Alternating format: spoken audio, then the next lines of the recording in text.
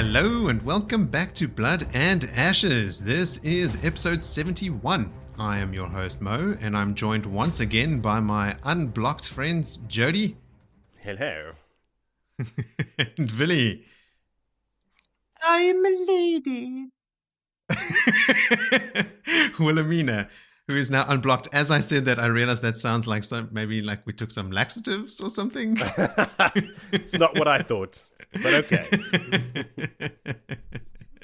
I know. I'm expecting now what you're going to say, and I'm trying to link it to what's happening. I mean, that's a pretty obvious one. Yes. Only took me 70-something episodes. What episode is this? 71? 71. Oh, sweet. Mm-hmm. So we are back after another lengthy break. This time it was your turn, Willie, to go gallivanting. What did you get up to? I went gala camping. And not like glamorous style, like in the dirt camping. It was fun. Fishing, sand in toes. It was good. Yeah, saw the photos. You caught a lot of fish. No, it did. Did well for the limited time of fishing you can do with little ones with you. Yes, you did really well. You gotta wrangle them still, but it's good. Jamie's taken to it now, so Jesse's forced into having to sit and just chill. Does she handle it okay? Like, does she play with the bait, or like does she get into like scaling fish or anything like that? Fish gets landed in it and it lies on the side there. She builds a story around the fish. Fish is part of a game. Just an extension of her toys. A backstory, a complex lore. Poking the eyes, nothing. Fish gets put upright. Okay, you're part of this. The teddy bear comes out, sits next to the fish. There's a picnic party happening over there on the sand. Oh man, amazing. I had the opposite experience. I took my kids to the city and we all broke down. Like, the kids got sick. They were just in tears the whole time. It was way too much stimulation for them. It was terrible. And just driving back into Bellingen, we were just thinking, man, we are going to postpone going to any major city for as long as humanly possible. That's a good idea, Moritz. Cities are dark places. They are. No, they're lovely. Love them. Karian, Ibudar, especially Ibudar. I don't know, Kyrian. I don't feel a lot of love for Kyrian. I mean, Camelin, I'm always a fan of. Tarvalon sounds lovely. Ibudar, Amador. I don't know. Four Gates. Amador's the place to be. Four Gates Take where the the actions. Amador. Amador. See Amador. Lugard. Lugard. Go gamble. What happens in Lugard stays in Lugard. Lugard. Holiday destination for families. You know, that's how they market it. Bring the family. A lot of stuff goes down in Ibudar in these chapters, though. Huge moment for Nynaeve, obviously, as alluded to in our intro. We obviously saw that when we looked at the chapter names last time. When we saw Mashiara, we sort of put two and two together and came up with what was obviously going to happen here. But also some other pretty awesome bits leading up to the main event for the episode. So let's take care of some housekeeping so we can get into it. First cab off the ranks, callbacks.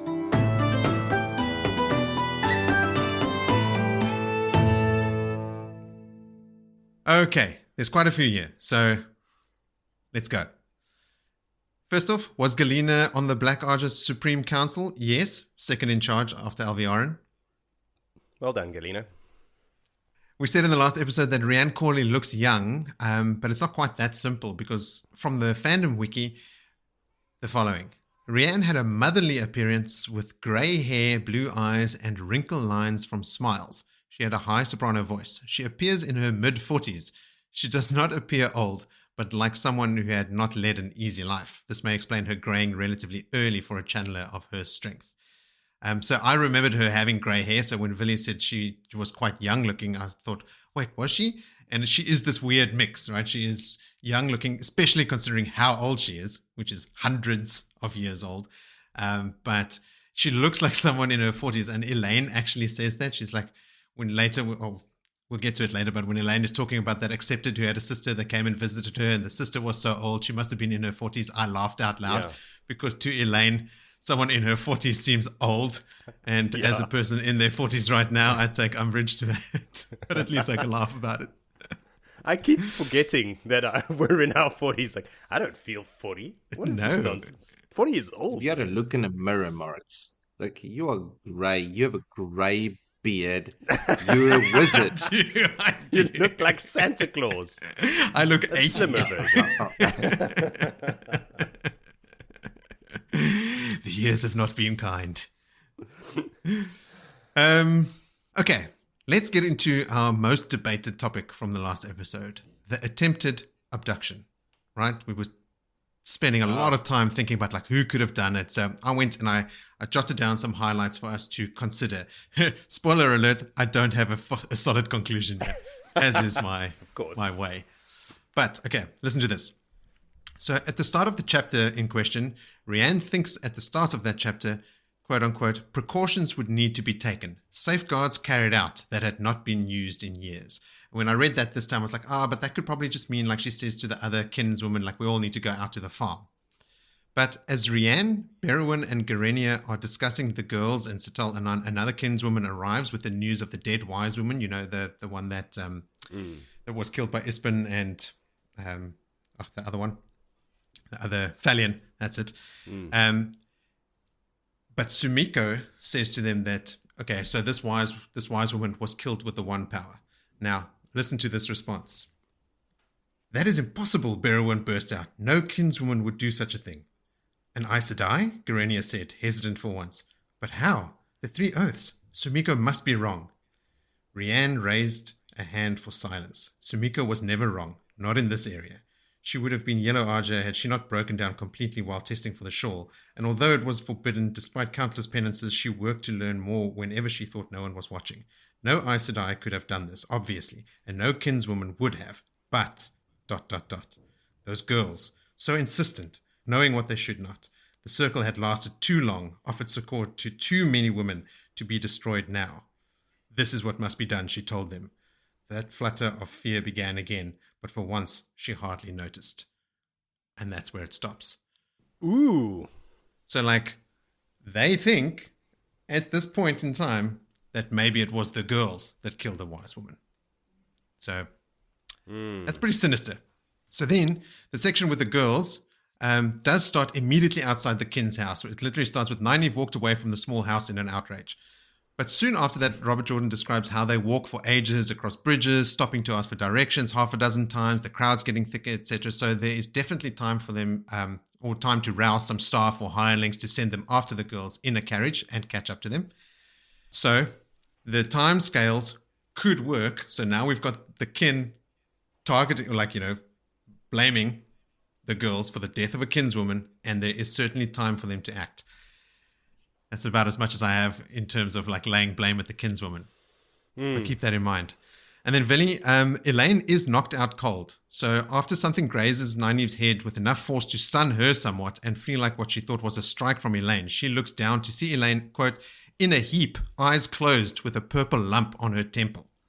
So a blunt arrow that causes a lump on Elayne's temple and KOs her could not have also hit Nynaeve with the kind of force in the back of Nynaeve's head. You know, like to sort of also stun Nynaeve. If it grazed Elayne, sure, but it didn't. It connected quite effectively. So to me, it's definitely a 2-arrow attack, probably simultaneously. Nynaeve also sees an arrow on the ground later with a blunt stone head, and in her thoughts, she thinks either the one that grazed her or the one that struck Elayne. So even Nynaeve assumes that there are 2 arrows that came. Then a long-nosed woman and a man with an oily grin offer to take them away in that carriage. They at least are definitely working together. Then there's another woman in the carriage who looks sort of nervous. And then a crowd gathers around them and a scrawny fellow reaches for Nynaeve's purse, which is what pushes her to channel. So really, you were right on that one. This is just an opportunistic thief, right? Like, they're not trying to kidnap her or anything. They are literally reaching for her purse. If it was part of the kidnapping, they could have taken the purse off her in the carriage or something like that. So he wouldn't have picked that moment to go for a purse if he was part of the kidnapping. Then when Elayne wakes up and figures out what happened, she asks if it could have been Tylin and Jolene, but Nynaeve dismisses it. And then they both speculate Reanne, and that makes Elayne mad. So they both in that moment think, could it be the Kin that tried to do this? But if anything, like if I have to meta analyzed this, to me, that actually lets the kin off the hook, right? Because that's sort of too easy, like for Elayne to offer to us who could have done it. So in conclusion, I can't eliminate the kin as the attempted kidnappers, but what we also know is that Carradine and Millie Skane, and therefore all the Dark Friends in town, know that they're there. They're already trying to kidnap Matt, so kidnapping as a theme is already happening. And finally, in a chapter that we actually covered in this episode, Carradine addresses Elayne directly in a letter sent to the Tarasyn Palace. So he knows that it is specifically Elayne, not just some Aes Sedai that is in the city. And he's offering to escort her. So he could also definitely want to kidnap her for White Cloak or Dark Friend reasons, right? Because he knows Morghese is in the Fortress of the Light. So Carradine has multiple motives to kidnap specifically Elayne and probably Nynaeve as well. So that really. So what you're telling us is that you've confused the issue way more than it needs to be. No, well, I can see a compelling case for both Dark Friends and actually the kin as well. I think by the end of our conversation last time, I thought, no, it can't be the kin. But upon reading that chapter and all those points again, it very much could be. It does look like a lot of evidence is pointing towards the kin. Now that you've actually gone back and read it for like a fifth time and broken it all down and analyzed it, does seem like Robert Jordan was leaving some crumbs there. Or deliberately misleading us. Red herring, right? Like, yeah, it doesn't seem like something that the kin would do, but we got to remember that we're thinking about the kin as people who have read the whole series, not as someone who's just been introduced to them. So if we had just been introduced, they would be very likely suspects. We don't know what their motives are and what they're capable of. Yeah, but what end? What do they do with them? Okay, they knock them out. They think they're and possibly kidnap murderers. them out of the city. Yeah, they're that's because that's what they really want. They want them to kidnap leave. them, shield them, put them on that farm, send them back to the tower. Yeah, any of those. Or it could be Dark anything Friends. but kill another kinswoman, right? Like if they think that they could be responsible for the death of the wise woman, they can't just trust that they'll leave. You know, Reanne here says something needs to be done, but it all feels very red herring-y, right? Like if it leads because it does, it leads directly from the one conversation into this. So who knows? If any of our listeners have theories, let us know. I was hoping some listeners would have theories for today about this. Because I Not on that was one. listening to the recording this week of the last one, of the last episode, and I had some thoughts about this. I'm glad you brought it up. But now that my thoughts are relevant, because now my suspicions lie back on the kin. Like, I think they could very well have done this. And that's probably purposefully done, right? Like that's RJ just messing with us. I quite cavalierly said, doesn't Berwyn, who's really good at shields, also shield one of the Forsaken at some point? She doesn't. I couldn't find evidence of that. Maybe she does in the text, but I couldn't find any like internet missed commentary opportunity. On it. I know.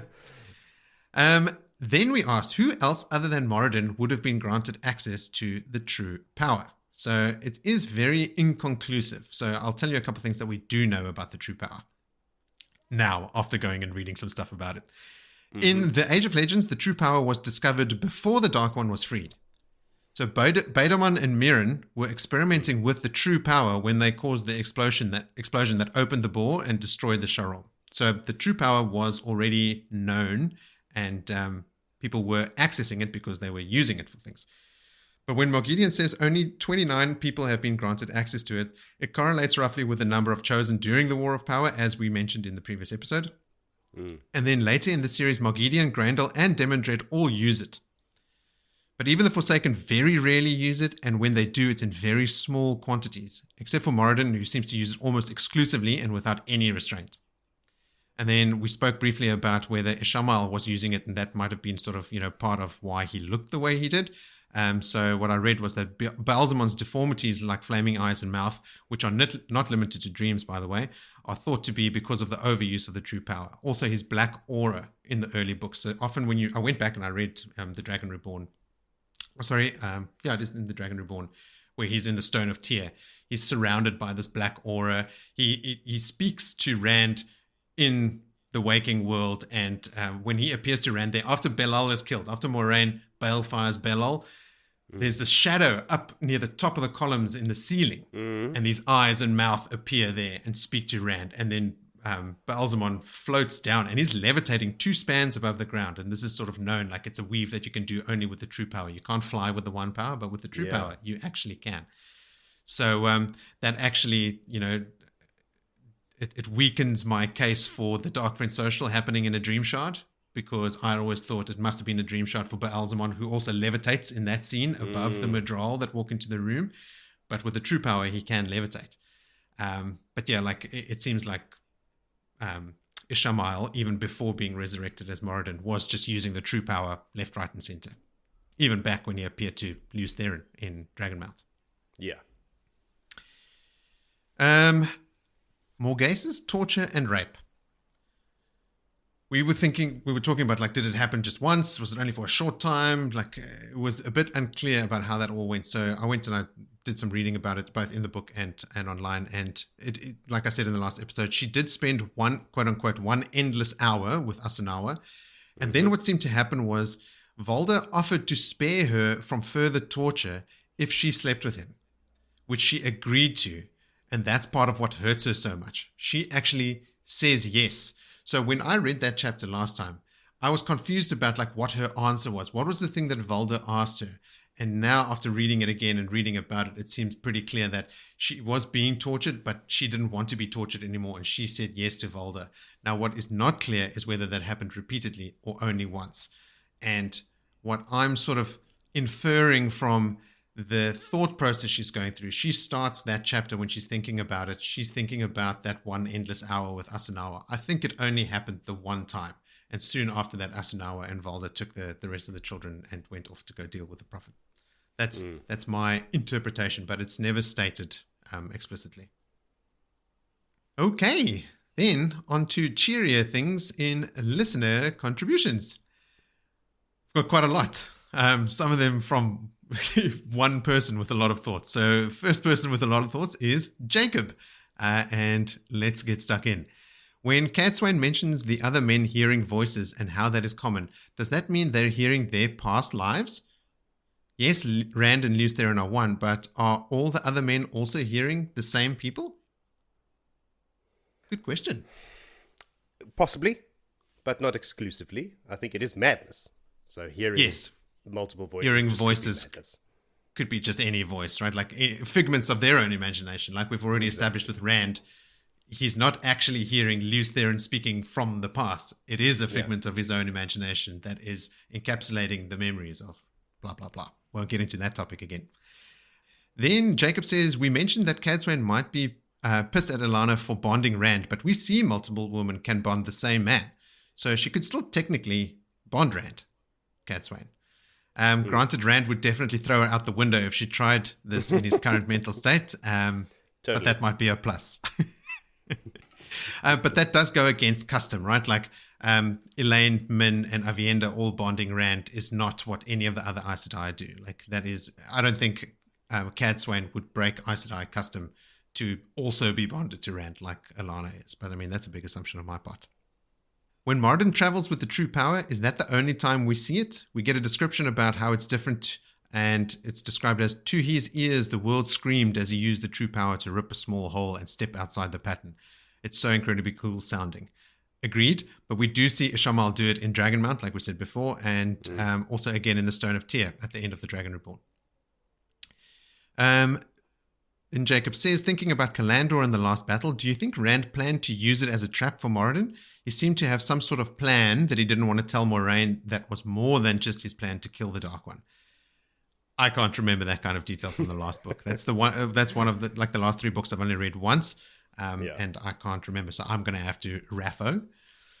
Jacob asks, how did they make a Sa'angril for the true power? Which is what Kalandor is. Yes. Why are you asking us? He's just asking the ether. Well, he knows that I will go and then read and try and find an answer for it and then record it in an episode, which I did. So in Kalandor's sort of just wiki entry on the fandom page, it was made during the War of Power by male and female Aes Sedai working together. So male and female Aes Sedai during the War of Power, after the Dark One had been freed, made this sa'angreal. Because the War of Power only started after the ball was opened, right? When people started becoming corrupted and evil entered the land and war became a thing again. Also, it's in the shape of a sword, which is also, war and sword fighting and stuff also only came about later, unless the Lews Therin and Demon sort of like the sport swordsmanship. Remember, they sort of pioneered that if that happened before then, okay, then I'll let them off the hook for that one. But it's used as a reason. The fact that male and female Aes Sedai made it and used it together is a way of explaining why it would have this flaw. It was always assumed that it would be used in a circle together, in which case it is safe. It doesn't have a buffer. Like sa'angreal usually have a limit as to how much power it can draw so that the user doesn't burn themselves out. But Kalandor doesn't have that. And it is only safe to use for a man if a woman is leading the circle in which it is being employed. If a man uses it by himself, like we said in the last episode, they can be pulled into a circle unwillingly by female channelers. But if Rand is just using it by himself, it amplifies the madness from the taint, and it doesn't have a buffer, so you can draw too much power through it and burn yourself out quite easily. So it is this really complex, weird tool that is quite obviously meant to be used in conjunction between male and female channelers. How male and female channelers would have access to the true power for which they would need a sa'angreal after the Dark One has been freed, who only gives permission to the Chosen to use it. How are these male and female channelers getting permission to use the true power? Don't know. Haven't found any detail on that. So if there are any Wheel of Time lore nerds out there that can shed some light on that, riddle me this. How are all these women okay with Oliver mooning over them? He's a young child, and he isn't subtle about eyeing women. He's young. It's where they are. They probably think he's innocent. Yeah. No, they know he's hanging out with the red arms and he's picking up all this shit, but he doesn't realize the truth behind it. Doesn't he? I say Tharaban they're in Ibudar, so it's Ibudari woman. They're just different. So... That's true. It's usually the Domani, I think, that are portrayed as the sort of more sexually progressive, but I guess the Ibudari also have the ovals cut in all their dresses, exposing their bosom and their marriage knives. So maybe they're just used to dudes looking at their boobs and don't think anything of it. Yep. Then we have some contributions from a new listener and collaborator, Will, who writes in with the following observation. He says that I made a comment about how Nynaeve mentions that madness can't be cured, although we know that later on she will discover how to heal the madness from channeling. However, she does seem to be talking about how there is nothing she can do about Rand's madness specifically, which is interesting because she later does try and fail to heal Rand. So it's still true that there is nothing she can do about Rand's madness specifically. It's the kind of pedantry that's going to take you a long way on this podcast. Welcome. Yes, welcome, Will, and thank you. Another one from Will is, for some reason, her failure to heal Rand's madness really stood out to me.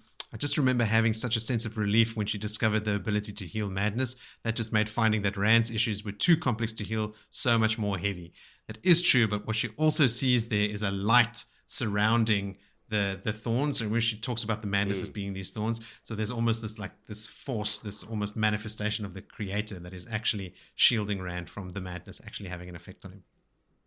Then longtime collaborator Gerald sends in the following thoughts. Can Wilders see Aes Sedai channeling? If we think about Nynaeve before she went to the White Tower or started training with Moraine whilst on the road in the Eye of the World, she had already channeled, because she cured some people like Egwene of Breakbone Fever and whatever. So can Wilders, who have not had any tower training, see other channelers' weaves? Can they see the glow around a channeler? I would always assume yes. I think it's just something that comes with channeling. You don't need to be taught that. The answer is yes. According to the Wheel of Time Companion and write-ups about Saidin and Saidar, yes. When Birgitte was talking about Beslin and had something odd in her tone, Gerald thinks she was more in awe when she said, not even 9 feather dancers and a shipload of Brandley could corrupt him. Well, in the next couple chapters that we cover, there's actually a scene in which Matt notices that Birgitte is sort of preening under Beslin's gaze and sort of is reacting in a weird way. And Matt even notes that Beslin is way too attractive for Birgitte to be interested in. So this is weird. Yeah. So I think Birgitte has a weird sort of oddball interest in Beslin. Maybe just because of his drinking ability. Probably. This one is a little bit more offbeat. Gerald says that the quote-unquote books that are included in the packages you get from IKEA are just suggestions on how the items should be assembled. Says he did stay in a place in London where the floor wasn't very level, so his dressing table and wardrobe did have that strap holding them to the wall. So it wasn't for safety of children climbing on them, it was because the floor was that uneven. Then he asks about the Ashaman and Aes Sedai training. In my head, says Gerald, the Ashaman were told to use the power as much as possible, doing all their tasks with it because Taim, being the dark friend that he is, would have wanted as many of them as possible to go insane. Which could be true if Taim wanted them to be killed, because what they did at the Black Tower is when men went crazy, they killed them. They killed 1 in 10 men. 1 in 10 Ashaman went mad and was murdered. Scheiße. Yeah, they were quite literally decimated. Then he also says the time that Elayne gets it on with Rand and Birgitte needs to go out, and Birgitte needs to go out drinking, wouldn't that mean that Elayne would be feeling the effects of the alcohol again? Drunk sex. Must be. Indeed. And Kerry also sent me a voice note to correct me on something that I said. I've said that when, after all 3 women had bonded Rand, and they go away, and Rand said to Elayne, well, you know, I've slept with the other 2. We haven't slept together yet, so we should. Kerry corrected me. It's Elayne that says to Rand, hang on, you've slept with them. You haven't slept with me. It's Elayne that actually pushes the issue. So Rand isn't quite the horny goat that he thinks he is and that I made him out to be. And then back to Gerald. He says, I think you should have one episode of your podcast where Willie gets to decide how the names are pronounced. Egiani, Susan Sarandon, Sangria Footstool, etc. Was there a Kylie or a Janet? Let Willie loose. I think we do. I think we've actually adopted a number of Willie's pronunciations. They've become our own canon. It's 100% Susan Sarandon. I don't even know who we're talking about. What is her real name? Egiani? Sangria Footstool is going to have to stay, but I don't think she features much in the book, so we're not going to get too much opportunity to use it. No. Moghedien. That's stuck. Yeah. Okay, and then Gerald did us the great favor of leaving us a voice message, which goes a little something like this. Hey team, this is Gerald here from New Zealand. I'm just listening to episode 50 and wanted to weigh in the aftermath of Raven dying by balefire. So I think Matt loses his connection to the Horn because he dies, and the Horn sees that he died, so releases itself from him. When he's reborn, or whatever, after Raven is balefiled, that only replaces Matt. It doesn't affect the Horn because the Horn is just carrying on through its journey in time. For Asmodean, when Raven gets the hot white light of justice, Asmodean's thread rolls back and then continues from before he died. So he is reborn, or whatever, to the same state he was before, which includes him having the shield on him. So that stays. But Matt doesn't have the Horn imprint on him. It is Matt that is imprinted on the Horn. So that link is gone because Matt dies and the Horn sees that. Then Matt goes back to what he was like, but the rest of the world, including the Horn, doesn't also go back to the previous state. Just Matt does. So there you go. That's my theory. Matt isn't the Hornblower because the Horn sees and died. Asmodean still has the shield on him because he's going back to his previous state. All done with 10 seconds to go. So that's a decent way of answering our question about why Asmodean's shield is active again, but Matt is severed from the Horn. But more interestingly to me, Asmodean is no longer protected from aging and stuff by the Dark One after being reinstated post the bell firing. So it's weirdly selective. Remember, Asmodean had the shield that Lanfear had put on him so that he will channel only a little bit and he can help Rand. But he also mentions that he can feel time tugging at him, like he is no longer the immortal Forsaken that he was before. All the protection from the Dark One is gone. So like even in that one person, there is 2 different scenarios. Like some stuff is gone and some stuff is still there. So I don't think we've quite cracked the case of exactly how that works. I don't know. Were you talking about the horn being the external force, and that's why it's gone, whereas the dark one is the external force, and that's why it's gone for him? I guess, yes. Whereas the shield was on his The person. shield was tied off. Yeah, no, that's right. So all the external forces are cut. Everything that was on you before that was personal to you is still there, according to this theory. Okay, well, I take that back. That reinforces Gerald's theory. Gerald, you're right. Well done, Gerald. Okay, that's it for callbacks. So only one more piece of housekeeping before we can get stuck in, and that is previously on Blood and Ashes. Satal Anan marches Elayne and Nynaeve from the Wandering Woman across the city to a nondescript building beside a weaver where she hands them over to the kin. The more they try to explain that they're Aes Sedai, the more the kin shut them down. The women of the kin quiz them on aspects of being novices and accepted in the White Tower and eventually decide that at least Elayne spent some time there. When the girls refuse to say they are impersonating Aes Sedai, the kin put them out and send them on their way, giving them a day to leave the city before being dealt with. On their walk back to the Tyrazan Palace, the girls are attacked and almost abducted, but Nynaeve manages to channel and scare off the assailants. They make peace with the fact that they will need to work with Mat and find the Bowl of the Winds. Meanwhile, the kin receive news that one of the wise women was killed using the One Power. Moghedien is stuck in a recurring nightmare where she is forced to relive her harrowing experience of being freed by Halima, arriving at Shal Ghul, being manhandled by Shaddai Haran, and having her soul linked to a mind trap. When she's woken from the recurring nightmare, Shaddai Haran brings her to Moghedien, who it seems is in possession of her mind trap and therefore her owner. She also notes he has used the true power a lot. In Abadisia, Morghese is struggling to cope with her treatment at the hands of Radamasanawa and Aemon Valda, who have both left her in the Fortress of the Light with her retinue, while they go to attempt to deal with the Prophet and his army of Dragonsworn. In their absence, the Seanchan attack and take control of the Fortress of the Light. Morghese is summoned by High Lady Suroth, who tries to manipulate Morghese into swearing fealty to the Empress, and the Seanchan by parading her captured Aes Sedai, Damane, and enslaved Panarch of Tanchico, Amathera. Morghese doesn't fall for it and returns to her rooms to consider her next course of action. After briefly considering killing herself, Morghese quietly renounces her throne, clearing the way for Elayne to become Queen of Andor. While Morghese's team of loyal followers are thinking about their next course of action, Sebin Bulwer arrives with a simple plan for them to escape. They will simply walk out the door and lie about swearing fealty to the Seanchan, which they do. Morghese can hardly believe it, but they ride out the front gate and set off for Gildan. Finally, we switch to Perrin, who's leaving Cairhien after a massive blowout with Rand about the captured Aes Sedai. The fight was staged to throw off the scent of any plan, but when Perrin arrives at his predestined meeting point, he's greeted by Fail, the Chafail, Gaul, Bane, Chayad, the Two Rivers Men, two Ashaman, Aes Sedai, Wise Ones, Berelain, and some winged guards, all ready to head to Gildan to meet with the Prophet on behalf of Rand. On his way out, he runs into Loyal, who's traveling with an Ashaman to seal off the way gates they can find. Perrin's Ashaman makes a gateway, and the whole army steps out in Gildan. Here they need to meet with Alejandra the Queen, convince her they are not an invading force, and seek out the Prophet.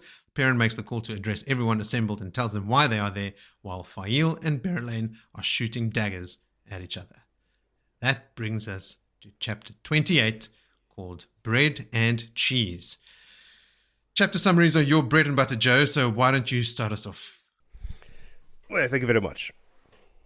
And just to clarify, they were shooting non-literal daggers at each other. It's actually because it's very likely that it could have been real daggers. Yes. All right. Yes, chapter 28, Bread and Cheese. So we're with Mat after he has made the decision to move to the Tyrazan Palace, and he is already regretting that move. Nerem, on the other hand, is overjoyed. He's like, finally, some culture. We'll get out of this shithole. Nalessian, as well, is very happy about this move, because now he can gamble with rich people for a change, and he doesn't have to do dice. He can play cards, like a true noble. And Vannon is also keen, because he's going to go see his queen again, his favorite Elayne, and Mat thinks she's ruined a good man, because he was good before that. Now he's shit. So Matt's like, fine, fuck, we gotta go. They get ready to leave and do all the things. He goes to settle the bill. Mistress Anan is not there because she was obviously still out with Nynaeve and Elayne. She's still prancing around the city. But Kiara is there, the cook. She's happy to take his money, and she admonishes him. She gives him some shit for squeezing too many melons. Matt plays along, has no idea what she's talking about, though. She says, that's not going to happen again. He's like, and she's telling him not a word, and he's like, yep, shit, not a word. But still oblivious to what's going on. something for him about the serving girls, because that serving girl that gave him the evil eye last time is rubbing her butt. So she may have got a spanking. I assumed it was a spanking. This is Robert Jordan's world, after all.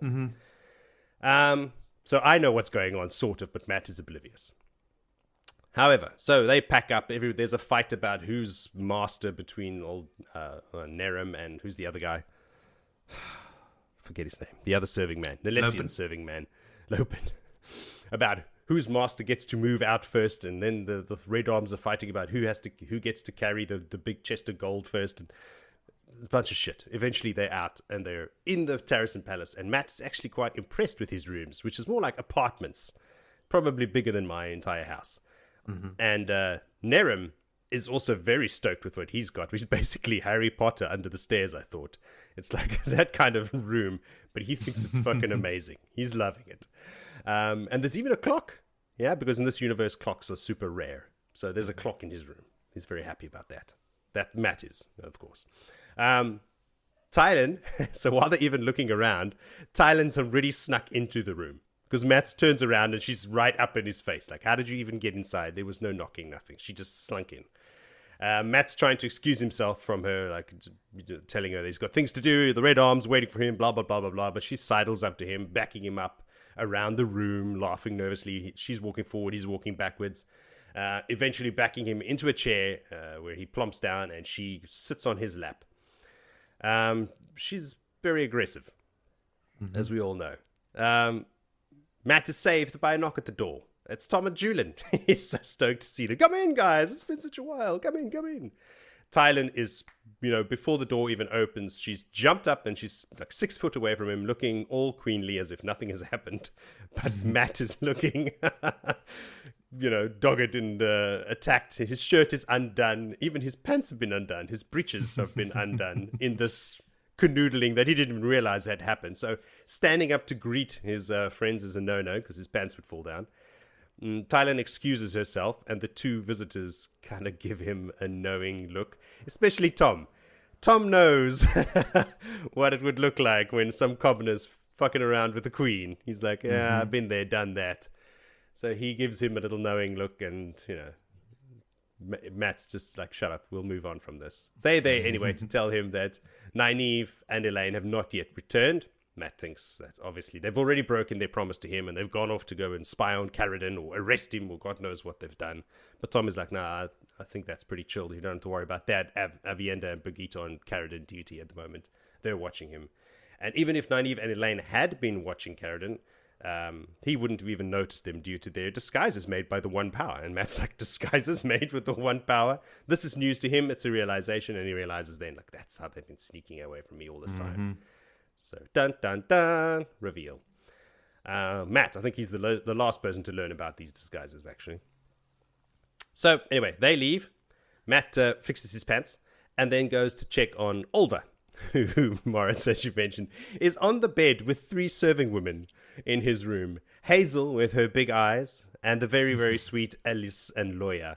And Matt thinks to himself, these Red Arms are such a bad influence on him. Like, yeah, Matt, sure, the Red Arms. He's learned that from them. So he heads off to the kitchens. That's Matt for some hangover food. Because remember, he's still hungover from the night before. Nynaeve and Elayne still not have returned. Or I don't know if those words are in the correct order, but you get what I'm saying. We get it. You know what I mean. And Matt even does some reading because he's waiting. Basically, he spends the whole day waiting for Nynaeve and Elayne to come back. Let me just give you a heads up for this entire chapter. Is nothing happens this chapter. Nope. Absolutely nothing. Nothing is achieved. So, he gets to read some, he gets to walk around, he gets to look, sees the gardens, he has some food. Finally, the ladies return, and Matt puts on his best dad impression, I thought. Where have you been? I've been worried sick. Blah, blah, blah, blah, blah. You're breaking your mother's heart.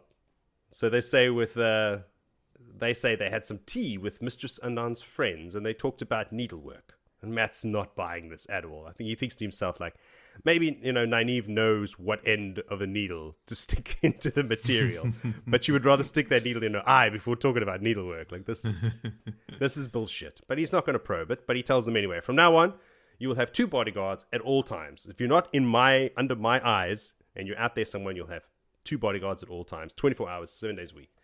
And they are cool with it, surprisingly, even complimenting him on such a good idea, Matt. That's a brilliant idea, Matt. Even Nynaeve. Tom has been playing with one of his knives in the background, sitting down while this is happening. And he actually fumbles and drops his knife at the shock from the reaction from these 2 girls. And then, Tom doesn't drop knives. So now that's made Matt even more nervous. This is bullshit. Something is afoot. He's not dealing with this very well. So Matt now finds himself outside the rows of the Eldar, drinking wine from cups that have been chained to the wall. At least they wash the cups between servings, he thinks to himself. He is in this inn because this is in front of the Kin's headquarters. Nynaeve and Elayne had told him to forget about the Rahad for a time and watch that house and use his Taviran-ness to find the Bowl of the Winds, because this is the new spot that they got to be. Mm-hmm. Nalessian, they're at this specific spot because this is the only inn that you can sit outside. But anyway, Nalessian is there too, with him drinking what they consider wine in this part of town. Tom and Julian are there too. Julian is drinking that lemon drink, Moritz. And Matt is on the tea because his stomach is still not ready for anything hard. And Tom is there too, and he is already wondering about the connection between the bowl and this knitting circle. You could see his keen mind has not gone anywhere, and he's like, why? What is afoot here? So like I said, they learn nothing. Absolutely nothing happens. We are introduced to a new area of town and a place where you can sit outside and drink terrible wine through, using cups that are chained to walls. But anyway, the day ends. They're back at the palace. When Matt gets back to his room, a letter is slipped under his door. It's from Tylin. She's inviting him to dinner. But instead of going, he locks himself in the room without dinner. He's terrified of her. Not that he can sleep now, because now he's locked in the room, worrying about her, and also he's hungry. So he doesn't sleep the whole night. He's kind of just fucked himself. The next morning, he meets with Nynaeve and Elayne, who have already heard about him standing up the queen at dinner. And they're like, listen, you can't do that. She is the queen. You've got to behave yourself. You've got to be on your best behavior. And he's like, me on my best behavior. But of course, he doesn't tell them about the queen's advances, unwanted as they may be. He tells them about the failure yesterday sitting in front of that inn for no reason whatsoever. But they ask him, listen, just give it a few extra days. Something's going to come about it. Just use your Taviran-ness, although he doesn't know what that means or how to do it. No. At all. But anyway, off he goes, back again. They do admit to spying, the girls that is, or planning on spying on Caradin. But they accept the bodyguards, and he insists they show him these disguises and also show the disguises to the bodyguards so that they know if they do change their faces, who to follow. Vannon comes back. He's got some reports. He was sent spying on Caradin. Basically, lots of visitors coming in and out all day. Plenty of beggars in the streets. So lots of people watching the house. And there was a spry old man whose face he could not get a clear look at, even though he was there several times, because this old man is sneaky, sneaky, sneaky. So yes, there he is again. Matt spends another 2 days in front of this tavern, watching this house. By this point, Brigitte has joined them as well on the second day. She, and no one else for that matter, had seen him leave the palace. They'd all been waiting for him. They got there later to the meeting place because nobody saw him leave, because he's been sneaking out of side entrances trying to avoid Tylin. So he's actually quite good at it. Tylin never saw him. Nobody saw him. So Matt is like realizing at this point that he's really enjoying Brigitte's company. And he actually starts considering her a friend. But not a friend like Egwene's a friend or Nynaeve's sort of a friend.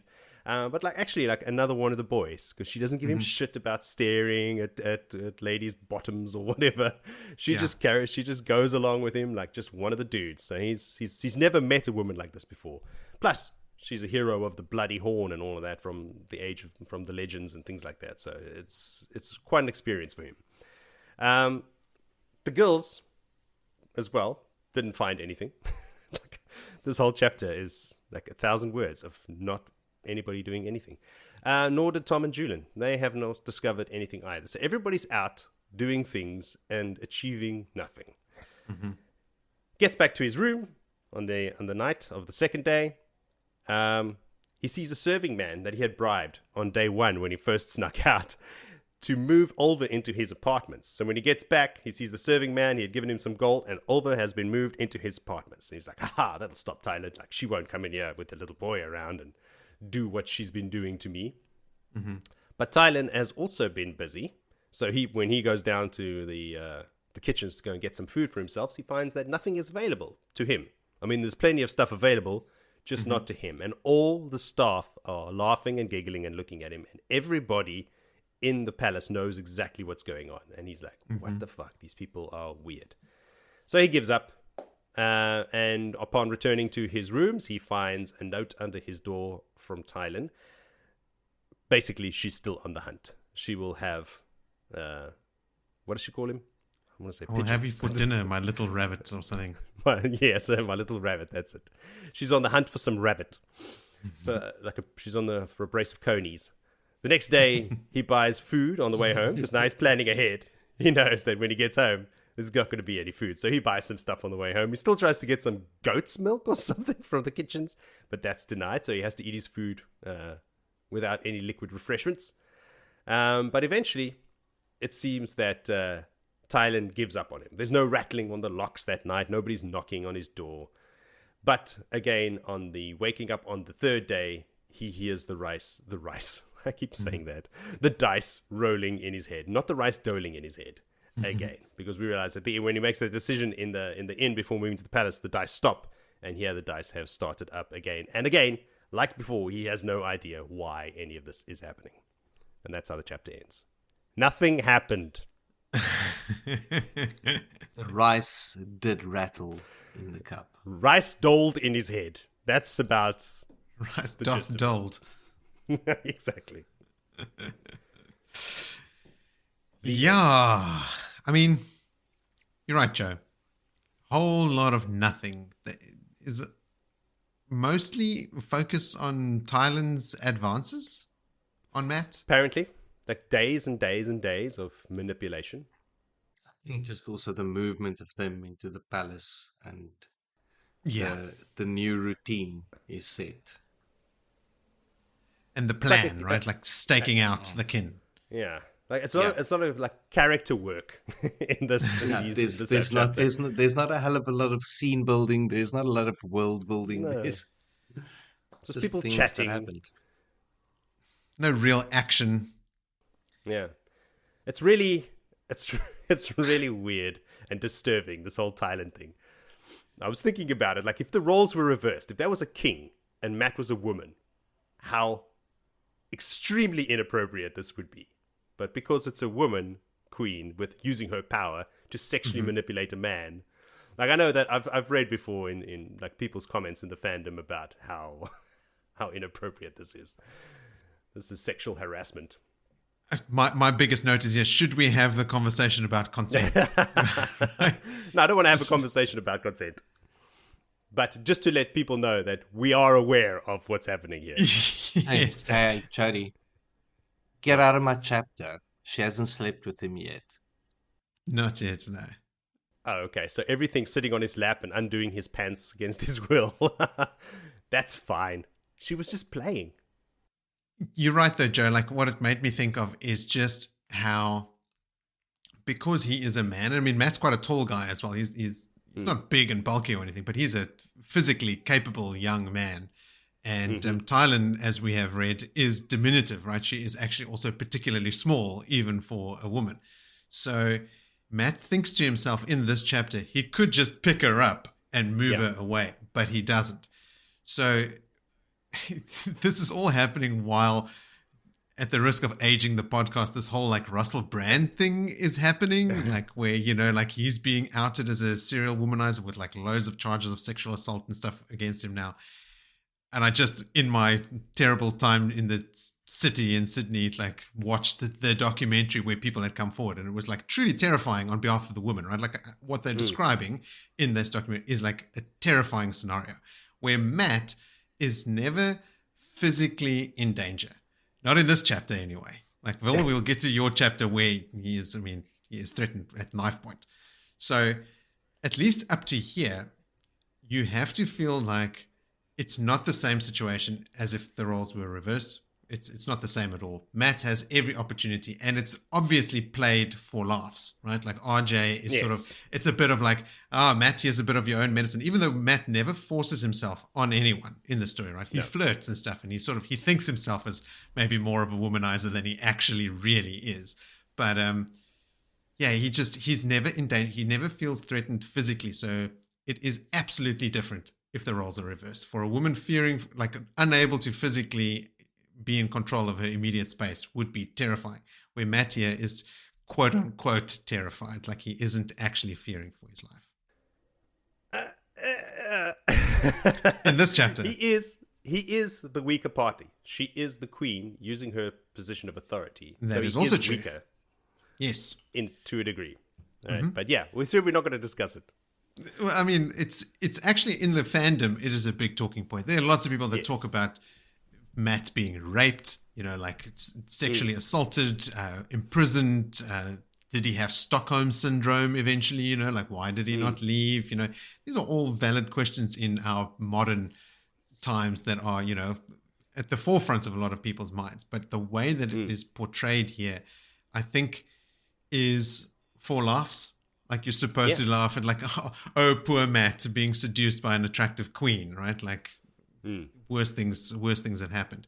But he is very vocal about his desire for it to stop. Like he is saying no, he is asking her to stop and stuff. So it is, it's very not challenging to read, but it certainly makes you think, like, wow, this is very uncool by Tylin. I mean, I think we can all agree on that. That is very uncool, but is she just expecting because of her rank that he should just do as she says, in which case she is sexually assaulting him? That is exactly what is happening. She knows she's the queen. She knows that she has the power. Yeah. And she's using it to get sexual gratification from him, from someone who is 100% unwilling. And Matt is also somewhat afraid, like he refers to Beslin as her son, who is fond of poking holes in people, right? So like that's another figurative dagger that is being held at his neck, right? Like he doesn't want to piss her off because he knows Beslin will just duel him, right? Like he might get stabbed for it. And that's what you say, Moritz. That is exactly the problem, is that this is being played for laughs. That's the problem with it. Yeah, because it's a serious topic. So let's deftly shy away from it now. Not Moritz dwell edits on it. all of this out. No, well, I mean, I think everyone knows where we stand. Absolutely, you should not coerce someone into having a sexual relationship. That is a big no-no. But like Willie has said many times, this is also a story in which people are murdered and, cheated and stolen from. Like, there's all kinds of wrongs. For us to fixate on specifically this thing and make, the story is so terrible because this woman did this terrible thing. There are hundreds of people in this story that do way worse, right? And we're not fixating on those. But they are not Matt. We love Matt. True, and they're also not played for laughs. So I think it's of its time, right? Like back in the day when RJ was writing these books, like it was probably more acceptable to just laugh at a man being seduced by a woman, where that is no longer the case. Noted and filed away, never to be discussed again. Until the next chapter, that is, when she pulls a knife on him. Go, Willie. I was confused about the whole dice rattling thing. Because that makes four of us. Because Matt, like we said, I think we've said it in the previous chapters as well. When the girls are offering to Matt to move into the Tarazan Palace, he says, no, thanks. The wandering woman is fine. And that's when the dice stop. Now, he then does move into the palace. So,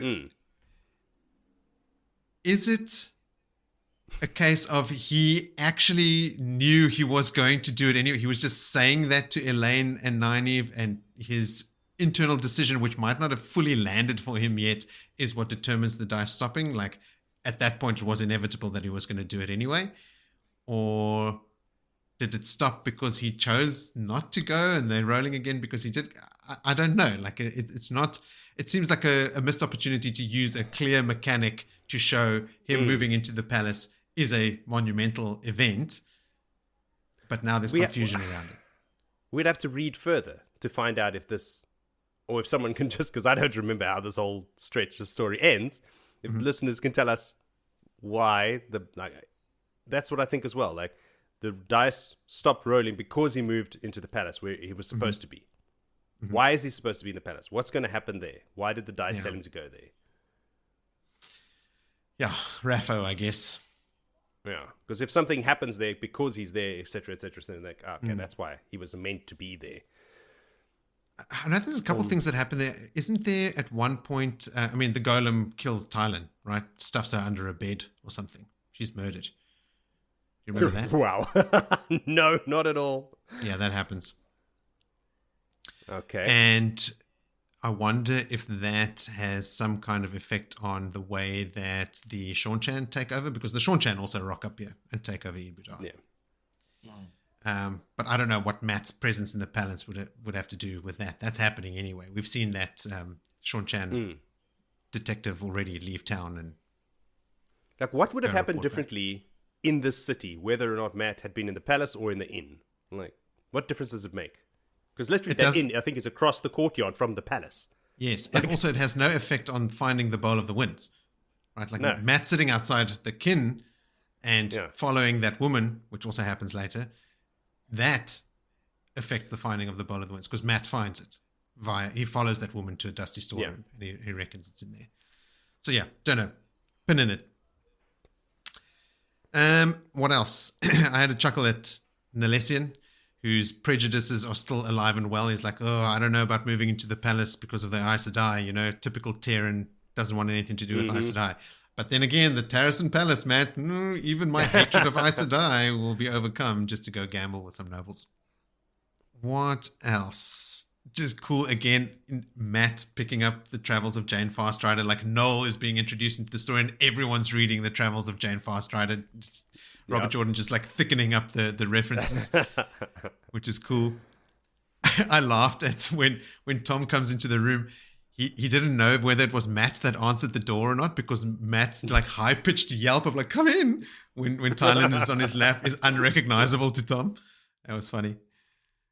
I felt like Nynaeve and Elayne's sort of enthusiasm about bodyguards was like overly effusive, right? Like, they go, oh yes, what a great, like they're stroking his ego. I understand why they would be keen for bodyguards after having just been like almost kidnapped. So that makes sense for them to be keen, but for them to be so like overly like praising of Matt for having such a good idea, maybe they're trying to plaster over the fact that they are actually scared and need bodyguards. But it made me question, like, is that actually the reason? Seemed over the top. It is weird. I think it's over the top because there's this blending period where Elayne now becomes very apologetic to meet Toe that she has towards Matt. And Avienda but why Nynaeve? I think it's maybe muddied the water in this stretched a little bit. Yeah, that's what I thought, but that's true for Elayne, but I wouldn't have bought it from Nynaeve, because Nynaeve's also but Elayne also, about it. yeah. Look, this is a hard one, because for me there's also smoothing over that they said they won't slip away, and at the first occasion that they did, they could slip away again. It's breaking their promises. Yes, we're going to allow you in, and then still they slipped away. So well, this was immediately after the conversation with Matt, right? So like when they left Matt hung over in his room, they walked out, Sital cornered them, took them to the kin, they almost got kidnapped and came back, right? So that is all in one exit. So technically after they left Matt, he was supposed to move into the palace and they wouldn't slip away then, but they weren't going to sit around waiting for him to not be hung over anymore. So I think they get a bit of a break there. Maybe they're trying to manage Matt. Like they think the only way to speak to him is like to a child. Like it's very almost condescending. Like, oh, what a great idea, Matt. Yes, thank you. We'll take those bodyguards. You're so smart. You're such a clever boy. Yeah. I mean, that fits with Nynaeve. I'll buy that more than the GE toe with Nynaeve. Oh, yeah. Okay. Let's move along. Let's see how this circus in the Terrasen Palace plays out in a chapter called Chapter 29, The Festival of Birds. Since you love birds so much, Vil, how about a chapter summary? Well, this is all about birds of paradise and the things they do. just generally dancing and frolicking around in the hot weather. Flaunting and frolicking. Why is it such a hard word today? Frolicking. It is. There we go. Irrevocable All right, frolicking. Say that 5 times fast. Matt is just woken by the dice in his head. Like his built-in alarm clock has woken him up, and he has breakfast of leftover nonsense in his room because he's still cut off from the food until he suffices some other hunger. He's not allowed to get real food. He's very happy that Oliver is still there, and Oliver is up, and it starts like any child would in the morning, exciting feast days with 100 questions, to which Matt has to answer, no, there will not be horse racing today, and maybe he'll take him to the menagerie, and yes, he will buy him a mask for the festival, but he needs to get ready and dressed to go. And as they get ready and dressed, Tylin strikes from behind. This time now she's got both keys. It's like, haha, you should have known I do have spare keys. And I've just been toying with you. This is my palace after all. It is my house. Keys don't keep me out. And she's plan is ready. Already clears Alva out with a scantily dressed Rosella. That's got a beautiful mask that hides all of her face, but none of the feathers to hide all of the rest of her most voluptuous bosom that Matt has ever seen. Oliver falls for the trap like a boom. He's got a mask. Yeah, he didn't stand a chance. Like, gone. It's over. He's stoked. He's out the door. See you later, mate. You're on your own. Yeah, now the dice is bouncing in his head. Like, this is crazy time now. She then locks the door and then tells Matt that in her palace she'll get away. Matt then decides, okay, cool. He's gonna be manly and strong about this and wants to manhandle her to get the key out of her pouch. To which the marriage knife then comes out and pins him right under the chin. And now he's on his tippy toes with a sharp knife right under your head with a queen that he addressed at her first name without an invite. And that alone can cause you a bit of a stabbing in Ibudari without any questions asked. That's just normal business. Mm-hmm. Now, as this is, and he's tipping along, and what are you going to do? And please explaining. She marches him to the bed, and she says, "Watch and learn, my kitten." And then she has her way with him. Some hours later, he's complaining that it's not natural. And yes, I agree with Matt. It's not natural that you get taken by knife point to bed and bedded, and then goes on to complain that it should be his job to do the chasing. It's unnatural that he was chased like that, in that way. So, fantasy book in a fantasy world.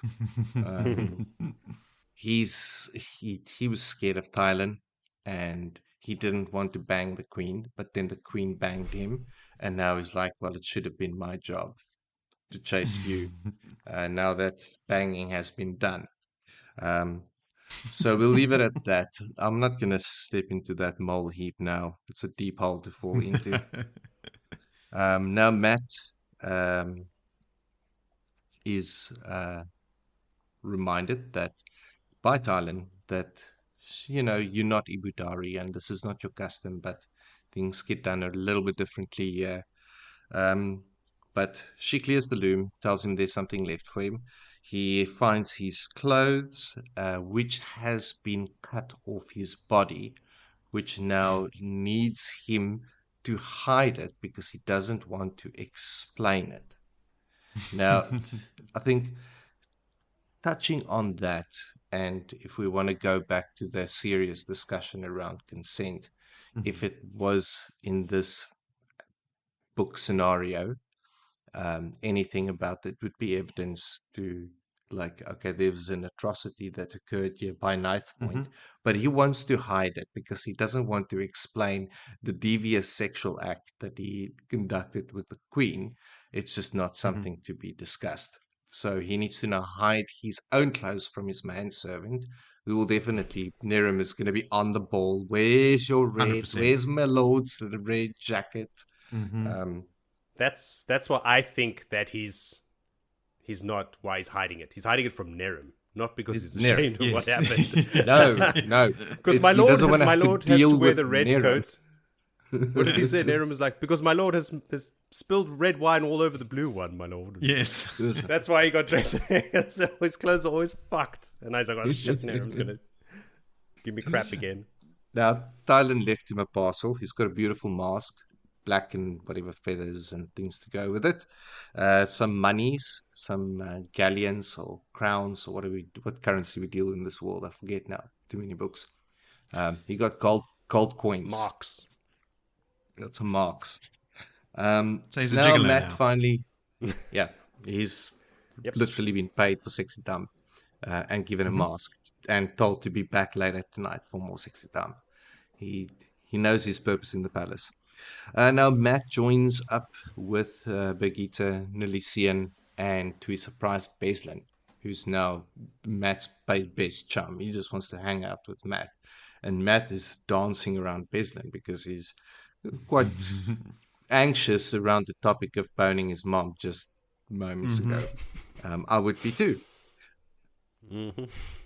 Now, Birgitte decided to dress for the occasion, and she makes quite a joke about it. Like, look, it's nice to have someone look at you, Matt. Like, look at that one there, and this mateship of them now really building. Like, she's pointing out people, and then the same breath, she's also, Matt is kind of like happy that she's not into him, because by her choice of men that we've kind of been like, what does it say about him? So that works out well, and that mateship is going quite strong. Now, there's a lot of party talk. There's a lot of partying happening around, and I'm not quite sure even where they're supposed to be going right now because they're just mulling around, supposed to go to watch the kin. But anyway, it's more of a mission of party to get to the king. The kin, Nilisian, gives a bit of coin to a beggar, and he gets not berated but corrected by Beslin that, hold up, he's not in the beggar guard or the guild for the beggars. So and Matt's like, oh, for fuck's sakes, there's actually a guild for beggars in the city. Like you can't be outside, even for beggars have to be in their little society. But the next minute the beggars are out with knives, and it's like, it's kind of reminiscent of those cartoons where there's a alley and there's a cat, and all of a sudden there's like 10,000 eyes glaring back and reflecting at you. It's like that, beggars everywhere. Anyway, they had to punch and fight their way out of there.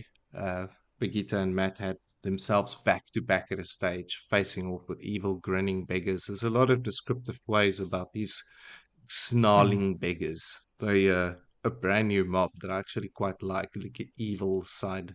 But any which way, there's a lot of stabbing, there's swingings of cudgels, there's rolling on the floor.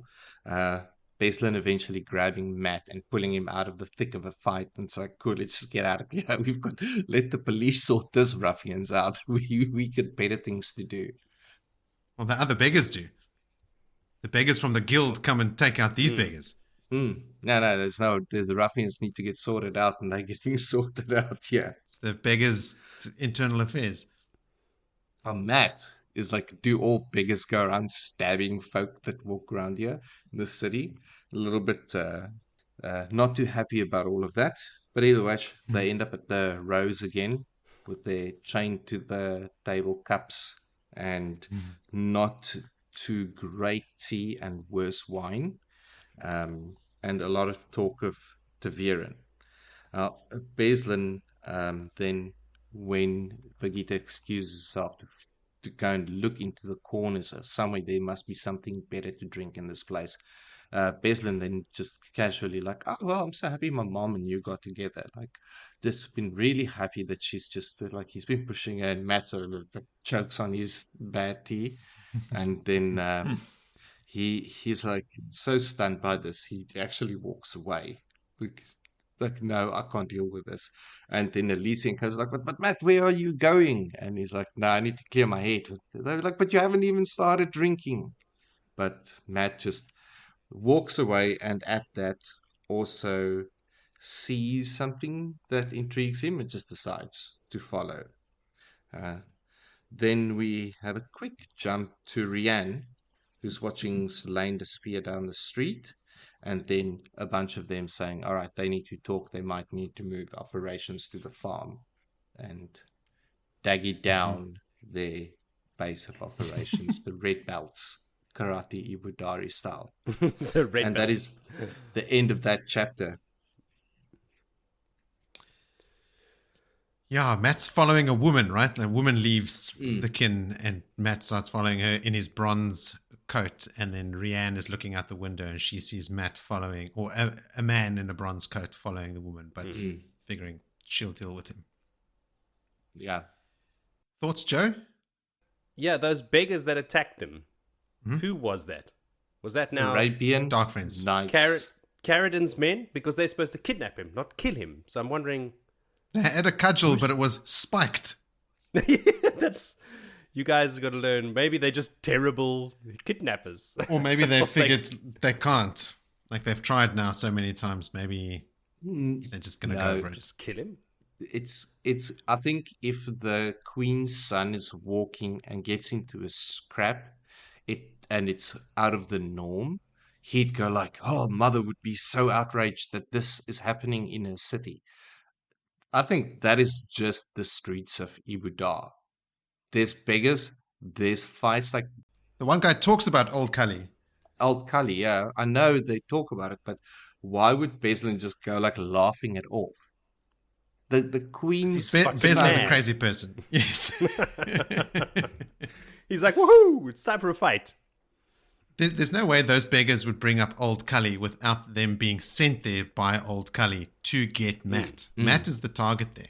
And then the other beggars come and take out these beggars because the ones that are trying to kill/kidnap Matt are not playing by the rules of their guild.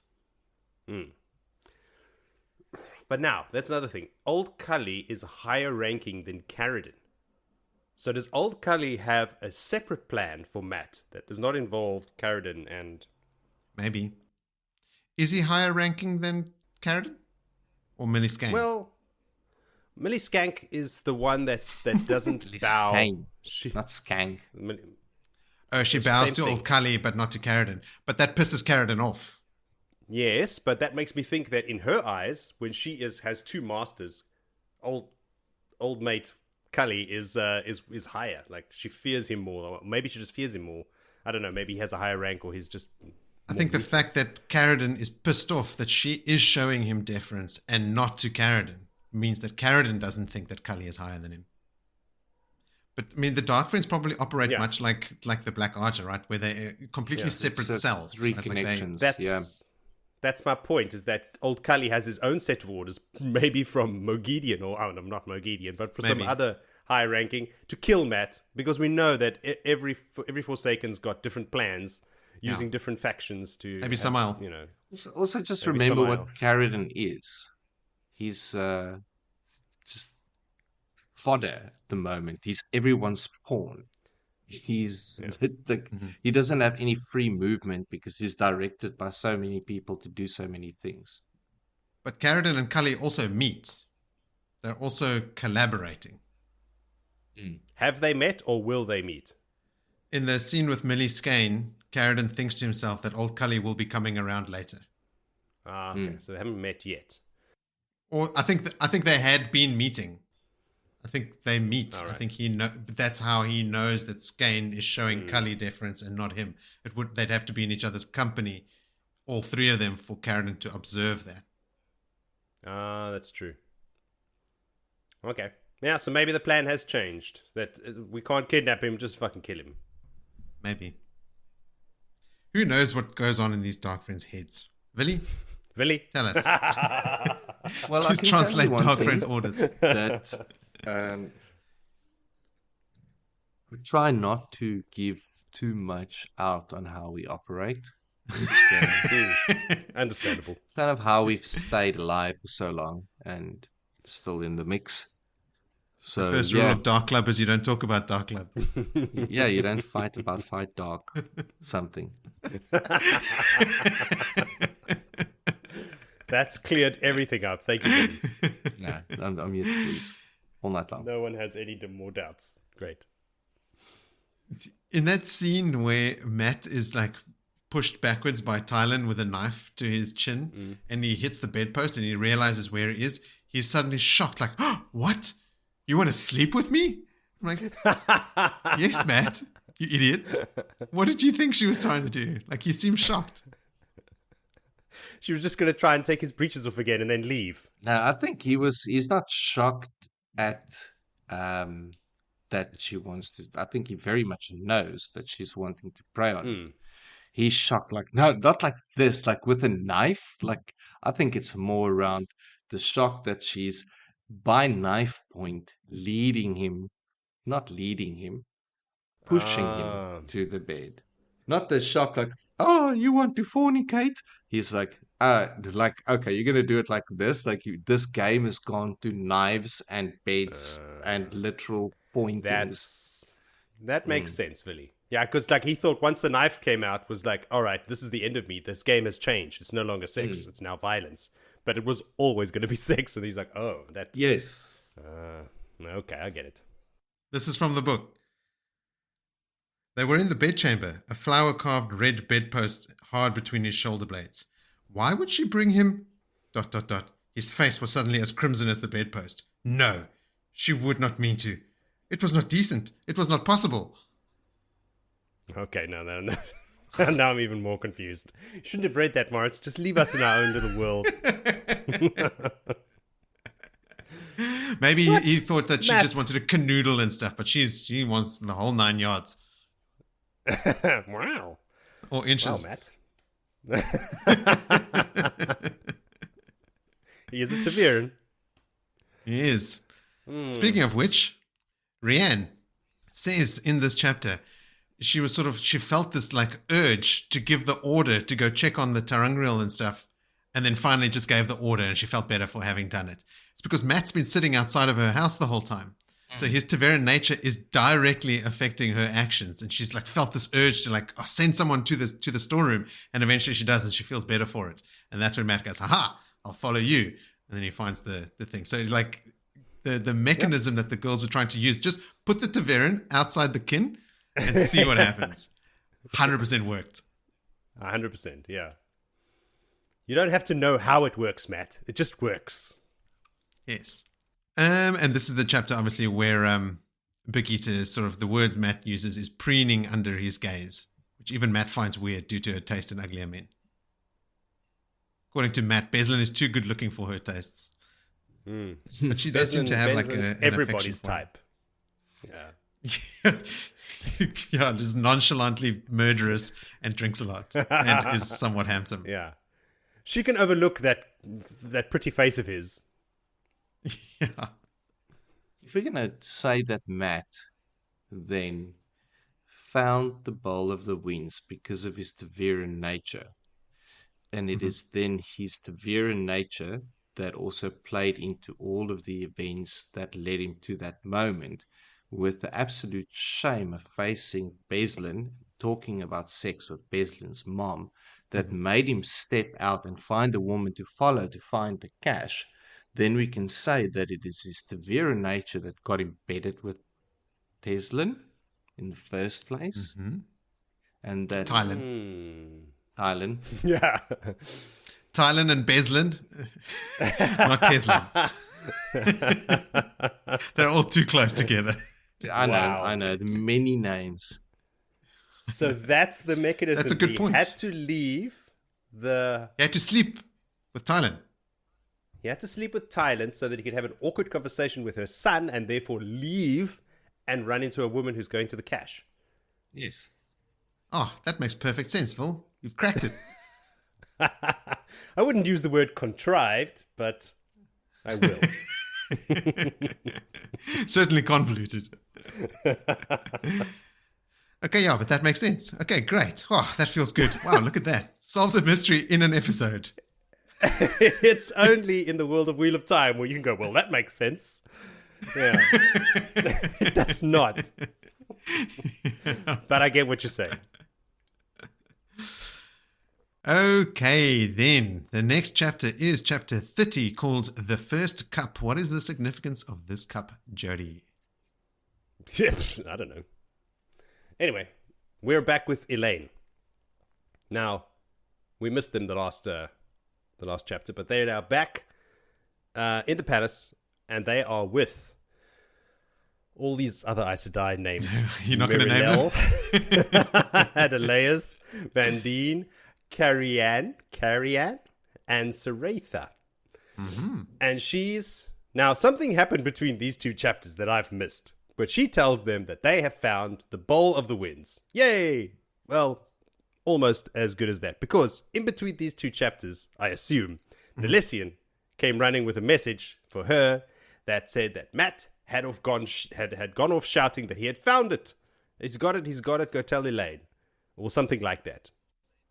Because she quotes that Nalessian... I mean, does she mention Nalessian? Yes. Yes. I thought that it was at the end of the chapter, Matt comes back and he says, aha, I found it. Because when Matt leaves Beslan and Nalessian, they still haven't found it. At this point, Matt hasn't found anything. He's just followed a woman. It's only That's at the what end I'm of one of these. about. It's at the end of one of these chapters that Matt himself comes back and he says, aha, I found it. And it's at the same time that Elayne... It's in the last chapter that we deal with today.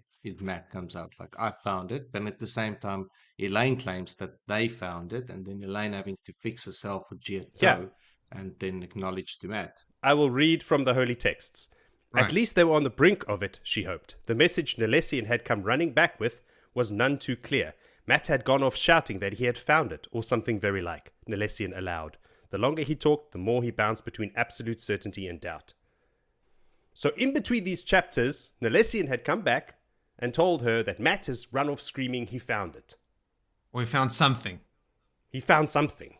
He's very so unclear about what Matt had found. So she's assuming that it's the Bowl of the Winds, or because Matt's now found the kin and he's following one of them, that they're inevitably going to find the Bowl of the Winds. I'm trying to find now what Matt actually says when he leaves. Because I don't recall that in the previous chapter either, because he just leaves, doesn't he? Yeah, he ups and leaves and starts following the He doesn't say anything. Mm. Yeah. He doesn't say, I found it. Nalessian shouted behind him, where are you going? And Matt goes, if I'm not back by tomorrow, Matt shouted back absently on his shoulder, tell them they'll have to find it for themselves. He walked on after the woman in a daze, not hearing if Nalessian or Beslan shouted again. So that's his message to Nalessian. Nalessian was drunk. Maybe Nalessian, or he misheard. Yeah, because they were shouting over the crowds and... Tell them if I'm not back, they'll have to find it themselves. That's all he said. He heard find it. Oh, Matt said he found it. Oh, wow. So it's like it's a broken telephone game. This is what's happening. Okay. Now, another mystery solved on podcast in real time. Jesus. Just we're on a roll today. So anyway, Elayne's back with these Aes Sedai in the palace, and telling them basically, based on the information that she has, that they're basically on the verge of finding the Bowl of the Winds and etc., etc., and through the kin, what they had done to find it. So she's basically given them the footnotes, and they are pissed off, like beyond pissed off. Merilel is shouting at her, well, as far as Aes Sedai shout, telling her that she has endangered a secret that is sworn to the shawl, and like this is the end of the world, and it's a massive, massive thing. And Elayne is just like, what? Why? What's going on? Like, what secret? What are you talking about? Like, well, there's some other people, of course, because she's being shut up now. Well, she's being shouted at because she has endangered the secret, but other Aes Sedai are fighting with her. Well, at least saying, well, she cannot fault the girl, for revealing a secret that she did not know. Like, Because apparently when you get raised to the shore, they tell you these secrets. So they know all about the kin, is what the deal is. It's basically her defense attorney, right? Like the room is set up like a court, and there's like a seat of rebuke and a seat of... And the seat of pardon, yes. Yeah, exactly. But no trial has been called. That's the thing, all right? No, it wasn't. They just sat like that, and she's standing because she also wants to have a seat, but the second she wants to sit, they're like, no, you stand, all right? And she's like, why are you treating me like this? I am Aes Sedai and all that kind of stuff. And she's very confused and getting angrier and angrier by the moment. So Saratha, I think her name is, she's her argument is that it doesn't matter if she knew or not, there's no excuses. And Carrie-Anne, this is the one who's supposed to actually be her on her side, her defense lawyer, basically, is nodding like along, and Elayne's like, well, this doesn't look good. If the person who's defending me is agreeing with the person who's accusing me, this is not going well. So this is when she realizes, holy shit, this is a trial. And she looks at the way the seats are, like the chairs have been placed, and she's like, holy shit, this is exactly how Tower Law says a trial is supposed to be taken. And she's realizing that actually nobody is on her side. She's totally alone. She doesn't even have her own lawyer. Not even a court-appointed one. Nothing. No. So Saratha is now suggesting that, listen, these two girls are endangering everything. This Elayne and Nynaeve. We're going to have to confine them to the palace. We're going to keep their minds and their hands busy, and so that they don't get into any more trouble. And then from now on, like every now and then, give them a firm dose of the slipper and spank them. And Elayne's like, what the fuck? You going to spank me with a slipper? It's like, not a surprise. This is spanking. But, she's more confused and then angry at this point. And she wonders aloud as well about all of these secret details with the kin. And Merilel interrupts, and she's like, all right, we're just going to stop this whole proceeding now. We're going to pass sentence. Everybody agrees. So she's about to be sentenced to penance and slipper spankings and all kinds of other things at this moment, when there's a knock at the door. Saved by the bell. Saved by the knock. It's Merilel's maid, Pole, and she has a letter for Elayne. And Elayne walks up to her and snatches it out of Pole's hand immediately. She doesn't even wait for Merilel's permission or anything, because now she's already on her way to being very pissed off. And it's a letter from Carradine. And he's very flowery, apologizing for not contacting her earlier. He was busy, blah, blah, blah. But he's got great news about her mother, Moghedien. She is alive, and she is currently a guest of Pedron Nile in Amador, and he will quite gladly escort the two of them back to to Camelin in victory, and blah, blah, blah, blah, blah. And Elayne is just pissed. She is furious at this, and she's thinking, this son of a bitch lying to me about my mother. I've just gotten past the death of my mother, just started carrying on with my life and doing things. And this guy comes in lying and mocking. She thinks it's a mocking tone that he's taking in the letter. And she channels and burns the letter in the air. And everybody, the other Aes Sedai, freak out. And Merilel's like, who gave you permission to channel and brace the source? And Elayne just orders Pole to leave. She uses, I thought this is because she uses her queen's voice, the voice of command, that her mother taught her. Were you also thinking the weirding way? 100%. 100%. Dune coming in here. Yeah. So uses the weirding way to tell Pole to leave, who just does. She just turns around and leaves, and then stops after a few steps and goes, wait, was I dismissed by Elayne? Anyway, it seems like the right thing to do, so she leaves. She figures, regardless, the tension in this room is palpable. I don't want to be here, so she fucks off. Merilel is now like, what the hell has gotten into you here? And threatens literally at this point to go fetch a slipper immediately and spank her. And that just pushes Elayne right over the edge. Now she's proper pissed. And she turns to them in a voice of cold iron, says, I am Aes Sedai.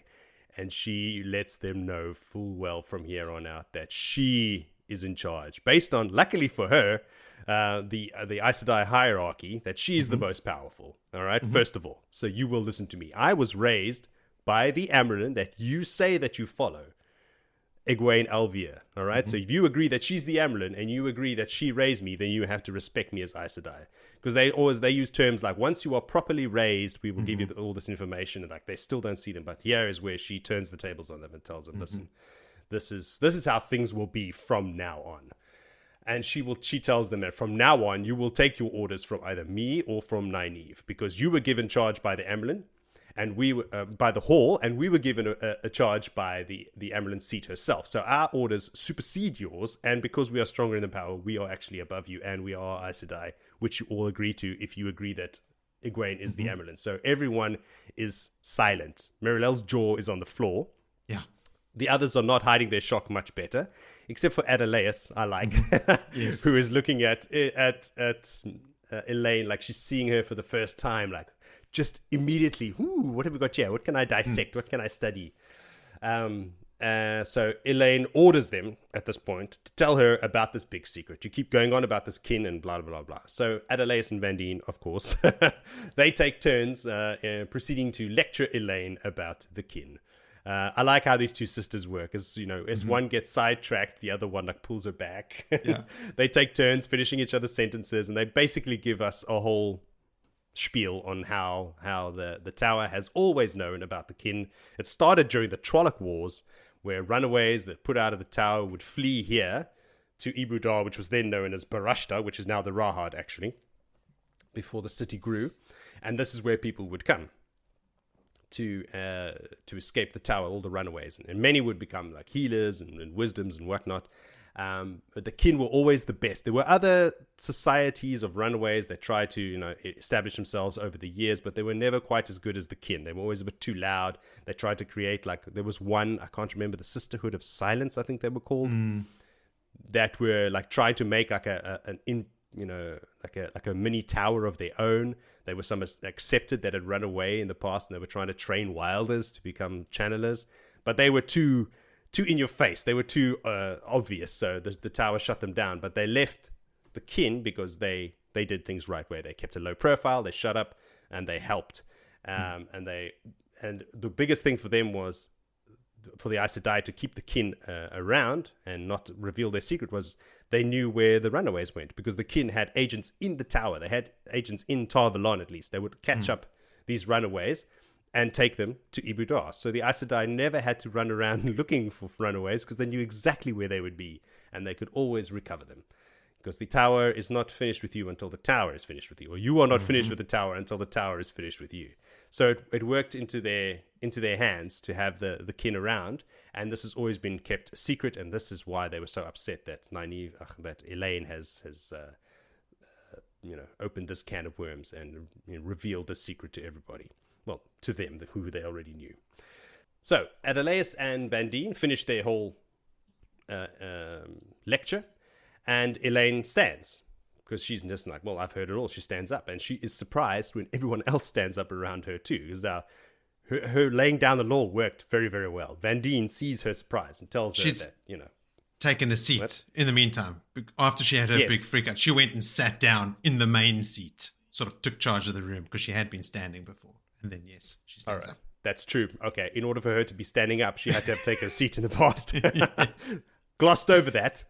All right, so she had taken a seat. Now she's up again, and everybody stands up when she stands up. And Vandine notices the surprise on her face and tells her that, listen, when one Aes Sedai stands above or is placed above others, the rest of us tend to follow her rather meekly, even if we complain about her behind closed doors. But once it's been established, we just go with the flow. So Elayne's like, and they ask her, like, so what are your commands? What are we going to do now? And Elayne's like, oh, shit. Like, hadn't thought that far. But anyway, we all better sit down then again, and let's discuss what we're going to be doing from now on. So they all sit down again, and Elayne lays out her plan about, well, we hear about Egwene's plan for all women who can channel. We skip over now and we leave them discussing the new hierarchy amongst them, and we skip over to Moghedien. She's back. She's been released. Last time we saw her, she was with old Moghedien. And she is being carried through the crowds of Ibudar. Hey, she's in Ibudar too. Everyone's here. She's along the docks there. She's in one of those sedan chairs when, shock above shocks through the little sedan chair slots, she sees Nynaeve. We don't know she's seeing Nynaeve at this point because Nynaeve was sent to go and chat with the sea folk. Mm-hmm. And that's why she's at the docks. But Moghedien sees her and she says, that woman, you know, she doesn't name her, but she recognizes that woman anywhere because she can know how she walks and how she dresses and everything about her she can recognize. And she's, you know, being given strict instructions from Moghedien. We don't find out what these instructions are at this point, but they had been very clear. But she figures that, hey, I think a little pit stop to kill Nynaeve wouldn't hurt Moghedien's plans. Like, I don't think he's going to notice or be too bummed about it if I jump out in broad daylight and murder somebody. With balefire across the harbour. Yeah, like in the most extremely obvious way. So anyway, Moghedien she's on a mission now. She says, fuck it, I'm going to do it. I'm going to kill this bitch right now. So she jumps out of she screams for them to stop, obviously, jumps out of the sedan chair, hurries into this inn, the first inn that she sees, and she's just compulsing everybody in sight. She wants to get up to the roof. She's pushing people out the way, throwing compulsion around all willy-nilly to get people to open doors for her and get up the stairs. So she wants to get up onto the roof so she can have a sniper's viewpoint of how to take her out. So now, and that's at this point when she's standing on the roof and she sees Nynaeve getting into this ship and going across this boat or whatever, going across the bay to the ship, that she feels Moghedien caressing her mind as he strokes the mind trap. I thought there's such like someone walking over your grave kind of a feeling. You know, you get the grills, as the Afrikaans people would say. Yeah, so Moghedien, like, you can just imagine him sitting there. Just every now and then he does that. He strokes the mind trap just as a reminder to her that I'm here. Don't forget, you know. And she feels strokes like his collection of mind traps. He goes. Well, he's only got 2 at the moment. Oh, just hello. Hello. I'm here. What you up to? Like, at that moment when she's doing something. So she's paranoid. Like, does he know? Like, what the fuck is going on? But it's just a reminder. So she balefires the ship, of course, because that's the best way to do things that Nynaeve is on.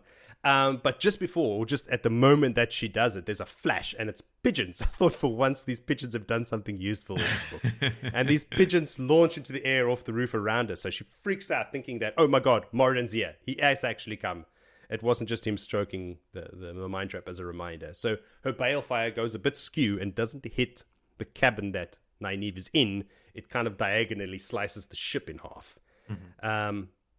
But that's kind of fortuitous for her as well, because that's where the oarsmen were and the guards, the Red Arms, that were sent with her. Shame, poor guys, rest in peace, brothers. I've read over here, and instead cuts through the oarsmen and bodyguards where they are, because we don't know now. And this removed them from the pattern, basically 100 paces back up the river. So the ship is now in a different position because the oarsmen wouldn't have rowed those 100 paces. And the ship has already been sunk because now it's been in the water for minutes. It's time travel shit, basically. Shenanigans. Time travel shenanigans. So the ship is in a different place and it's already filled with water because of time travel shenanigans. So there she is, standing on the roof of this inn in broad daylight, having used a shit ton of Sidar, not to mention a bright bar of balefire shot across the fucking port. She realized she's a tad exposed, which is a very unusual thing for Moghedien because she likes to work from the shadows, not stand on roofs in the middle of the day. So she's like, well, any woman who can channel is going to have felt that, and anybody with eyes is going to have seen the bar of light streak through the bay and sink a ship. So absolute terror grips her, and she freaks the fuck out and bolts back down through the stairs, pushing people out of the way, throwing compulsion around to get people out of the way and to forget that she was there and whatnot, because she realizes she's trying to be sneaky. No, she's not.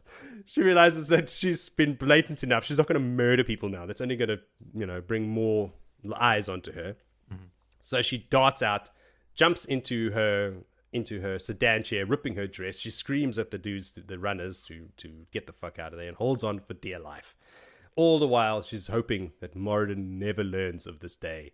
I'm pretty sure he will. And if he does, he'll let it slide. Like, I'm thinking, wow, that's wishful thinking. But while she's thinking all this, she's realizing she's gonna take it out on Ispan and Thalion. She says, I'm gonna make them crawl. And I'm just like, lol, awesome. Great. Fuck them.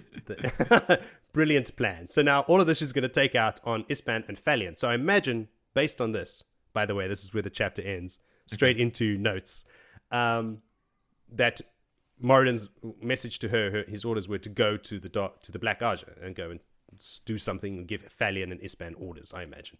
And they are in for a shock when they meet with her. Falion and Ispan were sent here by Moghedien from Amador.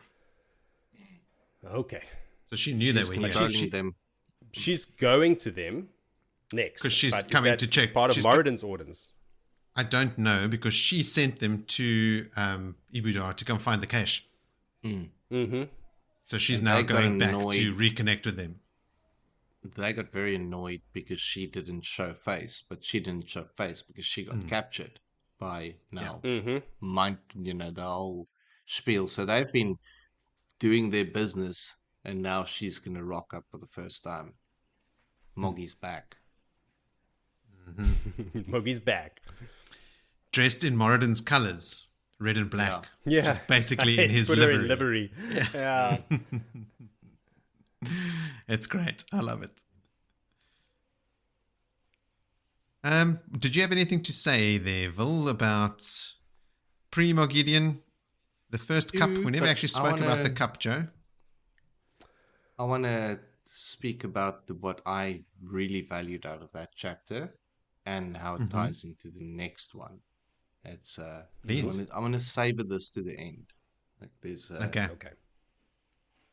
Well, you want to say it in the next chapter? No, yes. Oh, after right. the whole Okay, lot, tie it all bring together. Back together. Okay. Yes. I'll save that. All right. I don't have much to say about Moghedien, so I'll focus on the scene with Elayne and the quote-unquote trial. I thought it was such good work by Robert Jordan because I was bristling. I felt all of Elaine's frustration and annoyance with these Aes Sedai. Why are they talking down to me? I'm more powerful than that. A slipper. Are you fucking kidding me? Are you talking about like actually hitting me with a slipper as punishment? Like I felt all the righteous indignation that she felt. And so when she flips the script on them, that was chef's kiss. Like I fucking love this because she puts them in their place so hard. She says to Merilil, if you truly acknowledge Egwene Elvire as the Amelin seat, you have to acknowledge me as Aes Sedai. And if you don't, I name you traitor. You know, like it's like, Merilil, what do you have to say to that? And then she shuts up. And then like she goes and she takes a seat. And when I think it's Carrion or like one of Sarathan, one of the other Aes Sedai, when they sit down again and they have the tea and everything, they bring Elayne the first cup of tea. She never asked for it, but she takes it and she drinks it and she realizes, oh, they gave me the first cup. Yes, I truly am in charge now. And it is just so fucking delicious because they did treat her so badly. I just loved it. I thought her treatment got worse and worse with the Aes Sedai over time. Like when she arrived, they were like, oh, okay, she's here, and maybe a bit dismissive, but it ended up with threats of slipper spankings, like it really deteriorated. In a mock trial, I think Vandine or Adelaus at one point even says, I agree with the seat of rebuke. Like they use the terminology from an actual trial. And she's like, hang on, am I on trial? For what? Something I didn't know? When were you going to tell me this? I am Aes Sedai. It's something you said is known to Aes Sedai, but you have not told me. Therefore, you are in the wrong. Fuck you, everybody. Shut the fuck up. It was so good. Fuck you, everybody. Next t-shirt. Elayne says here, when Pol arrives, Merilil's maid arrives. So that's why it's a big deal when Elayne dismisses her. It's Merilil's maid. And I think you said that, Joe. But when Merilil, when she sees Pol, she says she thinks she hasn't been this relieved to see anyone since she saw Matt Cawthon at the Stone of Tear. Yeah, and that hurts to think about that. Yes, it did hurt her feelings, like, but she had to admit it. Yeah. And then, I also thought that the voice that she used, like, obviously learned from her mother, sounded very much like the Weirding, where, like, she uses it in this conversation since then. And the Aes Sedai do fall in line, which is great. They have no choice. No. that's the way the tower works, because they carry on and on about thousands of years of tower law. Mm-hmm. You've been carrying on about tower law. You're having a trial based on tower law right now. Mm-hmm. So now you can't turn your back on tower law. No, I'm in charge. She's got them. Check and mate. Yeah. Exactly. I love that it's also like she's sort of like indignant about this whole thing and like, what is this really happening? When she reads Carradine's letter, that puts her over the edge. And the line is, the pride of 1,000 years of Andorran queens put steel into her backbone. Yes. God damn, I love that. I had my first chapter was a load of shit where nothing happened. And then the second chapter like made up for it and then some. Quick side note here. Reanne Francie, the one of the Aes Sedai in this room, is the one that kills Van Dien. Black Archer from the Rebels. Mm-hmm. And then at one point, or toward the end here, right at the end actually, Elayne says to them, I've got something else that I need to tell you about the kin. What was that? Yeah. The age thing. Their age. Yeah. Because I've read ahead many chapters. Oh, right. Okay. She brings it up, yeah.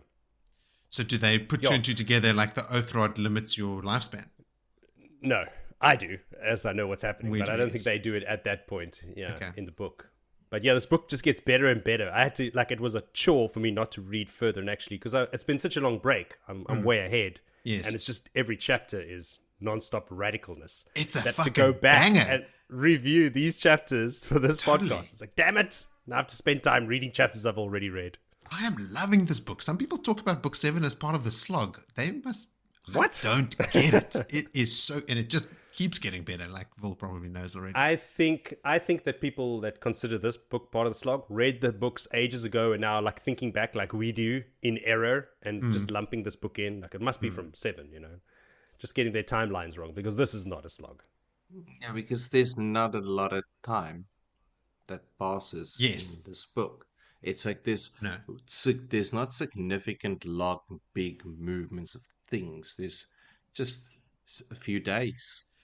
There can't be, because only a couple days pass, right? So you can't have these earth-moving events or anything. It's it has to just be, and there is like 1 or 2 chapters, like you said, Joe, where like nothing happened in the previous chapter, where Matt and Tylin are sort of like getting it on and that sort of stuff. But these are like the exceptions. Like most of the other times, there is crazy shit happening. Speaking of which, let's get to the climax of this episode, which is the final chapter for today, which is chapter 31, called Mashihara. Can you find it in your heart of hearts to give us a summary, Vil? I sure can. All right. I've got a Nynaeve point of view that is sitting on a taxi boat. A taxi boat's going to take her to her unwanted rendezvous with... what is her Nesta name? Din Reyes Two Moons. Nesta Din Reyes Dinjarin. She's not happy. Nynaeve is not happy. What a shock! Now I want to just take this moment to reflect on angry Nynaeve and just bring in the new dawn of happy Nynaeve. Because for that anger now disappears. Finally. And is... Yes. For the most part. She doesn't have to be angry to channel. Therefore, she doesn't have to be angry all the time. Now she can just be angry sometimes. So let's welcome that new wave in. But at the moment, she is still angry because she's angry. She's got to do a lot of shit that she doesn't want to do. She has to be on a boat. She's already feeling sick. She hates boats. And next minute, she feels massive amount of channeling. And before she can say balefire hits. And it's a mission for air. She's in a sinking half of a boat that's toppled over, and she can feel the collision of the boat hitting the bottom of the river or estuary or river mouth, however you want to play this out. Generally not very deep areas. So she then becomes really pragmatic at that moment, and like, I have to get out, I've got to survive, I've got a pocket of air. And she realized that it's just thick oozy mud, just like in that book, The Bear Hunt. One of Jesse's favorite books. I have to read it so many times. I hate seeing thick oozy mud. Anyway, she finds the handle. She can't get it open, and she's trapped by the mud, and it's solid mud. And as she's fighting to get angry, and the anger, and she can't channel. The anger's there. She's angry, but she still can't channel. And she then takes a last breath of the air that's now sort of gone out of this pocket, and she begins to drown. Like, for the first time now, she's like, okay, this is the end of the road. I can't get myself out of this. And she finally surrenders. And Saida just flows into her like a raging torrent. And unconscious as she is drowning, she channels and blasts what I assume is the boat apart. But there's bubbles, and she's being forced upwards. She vaguely has the sensation that she's got to start swimming, and she starts kicking. And then some burly man hands grab her out, and she's lugged onto the side of a boat, and people drag her up. She doesn't realize, but there was a lot of stuff happened all of a sudden. But now she's vomiting out half the river, some of the fish, her morning breakfast, and everything else. Some of the mud. And the mud, some mud. But she's looking terrible, feeling terrible. But she's still able to channel, even right now, because she hears the men say, "Is my lord okay?" And the man saying in a stoic, very unemotional, low drawl of a manly voice, that forget about me, Distinctly. man. Focus on the woman, no more. And she's like, "What? Lan? No, not now. Not like this. This isn't how I planned it out. I'm gallivanting on the beach, running at each other, jumping, mid-air twirl." That is what she had in mind. Now she's wet, vomiting river and fish water out. And she then does the wash and vac channel weave that quickly dries her hair, straightens it out a bit, cleans her teeth, dries the dress, sorts out all the wetness, and she turns around and she's like, "Oh, my lad," and lands there. She spins around. That's anticlimactic. And lands there. She spins around to face the most beautiful man she's ever, with blue eyes, and immediately starts, because now she's got channel on tap.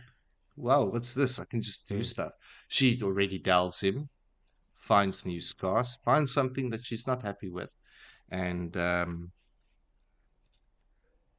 completely blown away by the fact that he's there. Anyway, all right, enough of all the Lan frolicking, touching, hugging, and all of that. Lan tells her there's a few things. There's a bond. Morale is involved, and there's going to be things that you're not going to like. And Nynaeve is back to angry again, which is a familiar thing for that her. That didn't last long. It lasted a little while.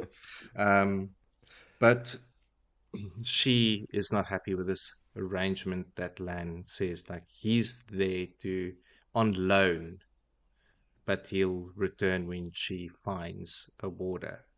And she's like, "Well, that's quite simple. I found my warder. It's you. That's it. Done. I'll tell her that yours for mine. And FYI, we're getting married, like, now. My custom, my culture, marriage is happening." So she tells a lie. She straight up lies to him about the wedding needing to happen. she also gags him with air. Now, there's a lot of similarities in both my chapters of women forcefully telling men what is going to happen to them. Lan being told that he will be both husband and warder, and she doesn't care if Morel can feel what she does to him. In fact, is there a way to let him know that it is her making him feel that way? There's a striking amount of similarities happening. Yeah, but anyway, um, right. She sits on his knee. There's hearts and ownership stuff. She owns land now. There's his heart and him and stuff. Um, Now, the boat, in the meantime, at Lan's command, has reached the shore because he felt that it's the safest and best thing to do.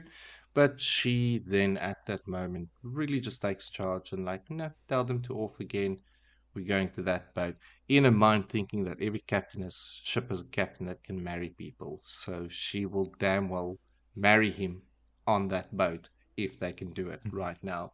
But she's already, I mean, she dried herself up only now thinking of the honor guard and everyone else on the boat that's died because of the bale fire, and now also realizing, oh, Moghedien's around, but Lan is also around. Okay, that's okay. Lan's around. She's got a water. Everything is back to normal, and then Lan says, "You know what? You at least will have me to make you angry because you'll need to channel sometimes, and I seem to be really good at that." And then she's like, "No, I'm channeling. My block is gone." And then the realization of gone and the kisses, more kisses and more thoughts of sex and things running through her head. But anyway, um, now we jump to point of view Elayne. Now, Elayne is not with Nynaeve, obviously, because she's not in the sinking boat, because she's leading this gang of Aes Sedai that she's the leader of now. She's gone turf war, Aes Sedai style. She dropped Amarylline seat rules. She dropped Tower law, and she walked out victorious, being served tea. And she is now leading all of these women um, to knock on the door uh, where this kin is residing. There's a big gasp, and Sidora is faced with Elayne, who then, because that's Bird's mask party still, so everyone's masked. And then Elayne takes her mask off, and they gasp, and then more gasp as all the Aes Sedai then take off, and then realizing what's happening, or half realizing. But either which way, they invite themselves into the room where there's now the red belt karate clan meeting at the table, and they, or I think at this stage it's Morel that asked, like, Mary Lily. Mary Lily. Yes. Yes, that says, okay, cool, who's take me to your leader type of thing. And Reanne sort of like coughs up and still trying to throw Elayne under the bus. And also there's another one, Nynaeve. Like, if this is what you are coming to get us for, they are like outside operators trying to cover up. And then eventually, like, oh, you're referring to Elayne Sedai. And the faces just hit the floor like, oh shit. She named her Aes Sedai. She really is. She should have said, oh, you mean daughter Ev and or Elayne Sedai. Would have been the right way to introduce her. But we'll take Aes Sedai as a really big jump. And this is where I wanted to bring in the discussion that ties it all together. How Elayne goes, and now for every interaction after this, it's always Elayne Sedai.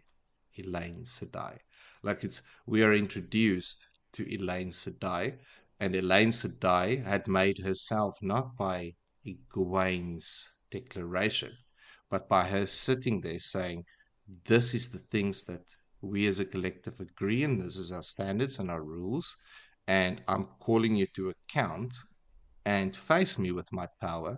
Like, this is done because I haven't said 3 wishes on a stick that ages you. You know, this is this is how it's going to be.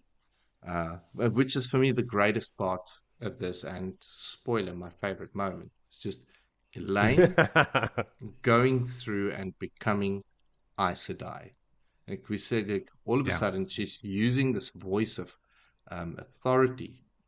It's she's just now just stepped into it. Okay, cool. I am now. Now I'm really going to hammer it down. And all of a sudden she's leading them all to where they are standing now and facing the kin and getting to the point of the discussion. Like, all right, let's talk about this bowl of the winds that we are after now. Now, a little bit more push now as things eventually say, yes, they never use them, and yes, there is a room, and yes, it's been locked away as you described, Aes Sedai, and a lot of Aes Sedai, and a lot of apology Aes Sedai, and then asking Reanne, how many women do you have on your red belt karate roster sheet? And it turns out there's 1,783 women on the roster, including Wilders and obviously maybe half Wilders, half chucked out of the tower, to which some of the Aes Sedai nearly fainted. That there is such a number out there that can channel. They double the Aes Sedai. Double the Aes Sedai of the tower. It's like huge moment. And then Elayne is like, well, if their socks aren't knocked off by that, let's really knock their socks off. And she asks Reanne, like, how old are you? And she's like, well, my next name day, I'll be 412, was it? It was 400 and something. Checks notes.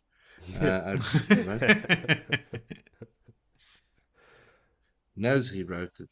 Can't find it. Somewhere. We'll check the texts. The text is 412. I was correct. No, you were right. 412 years old, and she does not have the grays or she does. She has, but she has grey hair. Billy's not good with the hair color. It's just not your thing. Yeah, she's not in a wheelchair. She looks young. She looks like she's in her 40s.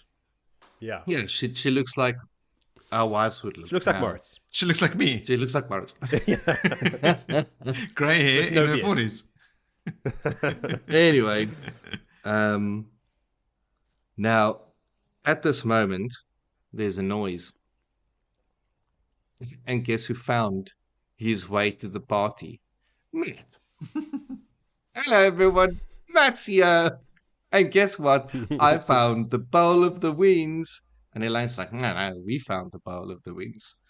But Avienda, who has also been all along this journey, quietly following along, gives her a very cold look. And immediately she realizes that no, Matt found the bowl. Because it's only through Matt that this all transpired. And this is when the age thing was brought up. And with that, Merrilily fainted. Doof. Cool. Someone finally faints.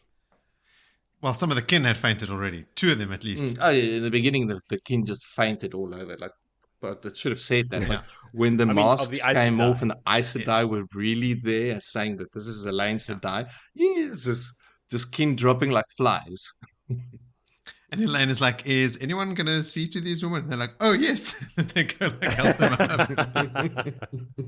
No, we were just going to leave them there. No, they'll be right. But yes, by far, the best chapter of this stretch of really Matt-laden chapters. And not for the obvious reasons. Interesting. Okay. Did you guys have anything else you wanted to say? I mean, that's the end of the chapter, right? Well, it ends with Matt. Yeah, that's storming very much Matt coming in and like doing a Matt's back the bowl. Yeah. Guess what? Yeah. Guess what I did? I think we should call the kin now Cobra Kai from now on. Cobra Kai. Yes. Yes. All right. This enough of this red belt karate. It's a mouthful. We just call them Cobra Kai. Cobra Kai never die. Cobra Kylene. Cobra Kin? Hey, no. Cobra Cobra Kin. Kin. Oh, there you go. There we go. Cobra Kin. Got it. It's All a right. t-shirt. We Wow. should get some red headband stuff that says Cobra Kin.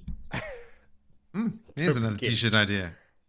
Go to This www.bloodandashespodcast.com and go check for t-shirt Go get your updates. custom Cobra King shirt.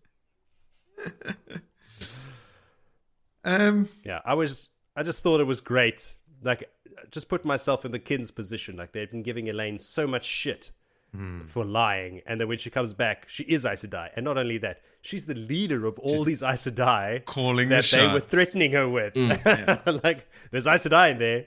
We'll take it to them. They'll They sort named you Mary out. Lil. Yeah, like, no. I'll sort them out. Mm-hmm. A lot Yeah. has changed since I saw you 4 hours ago.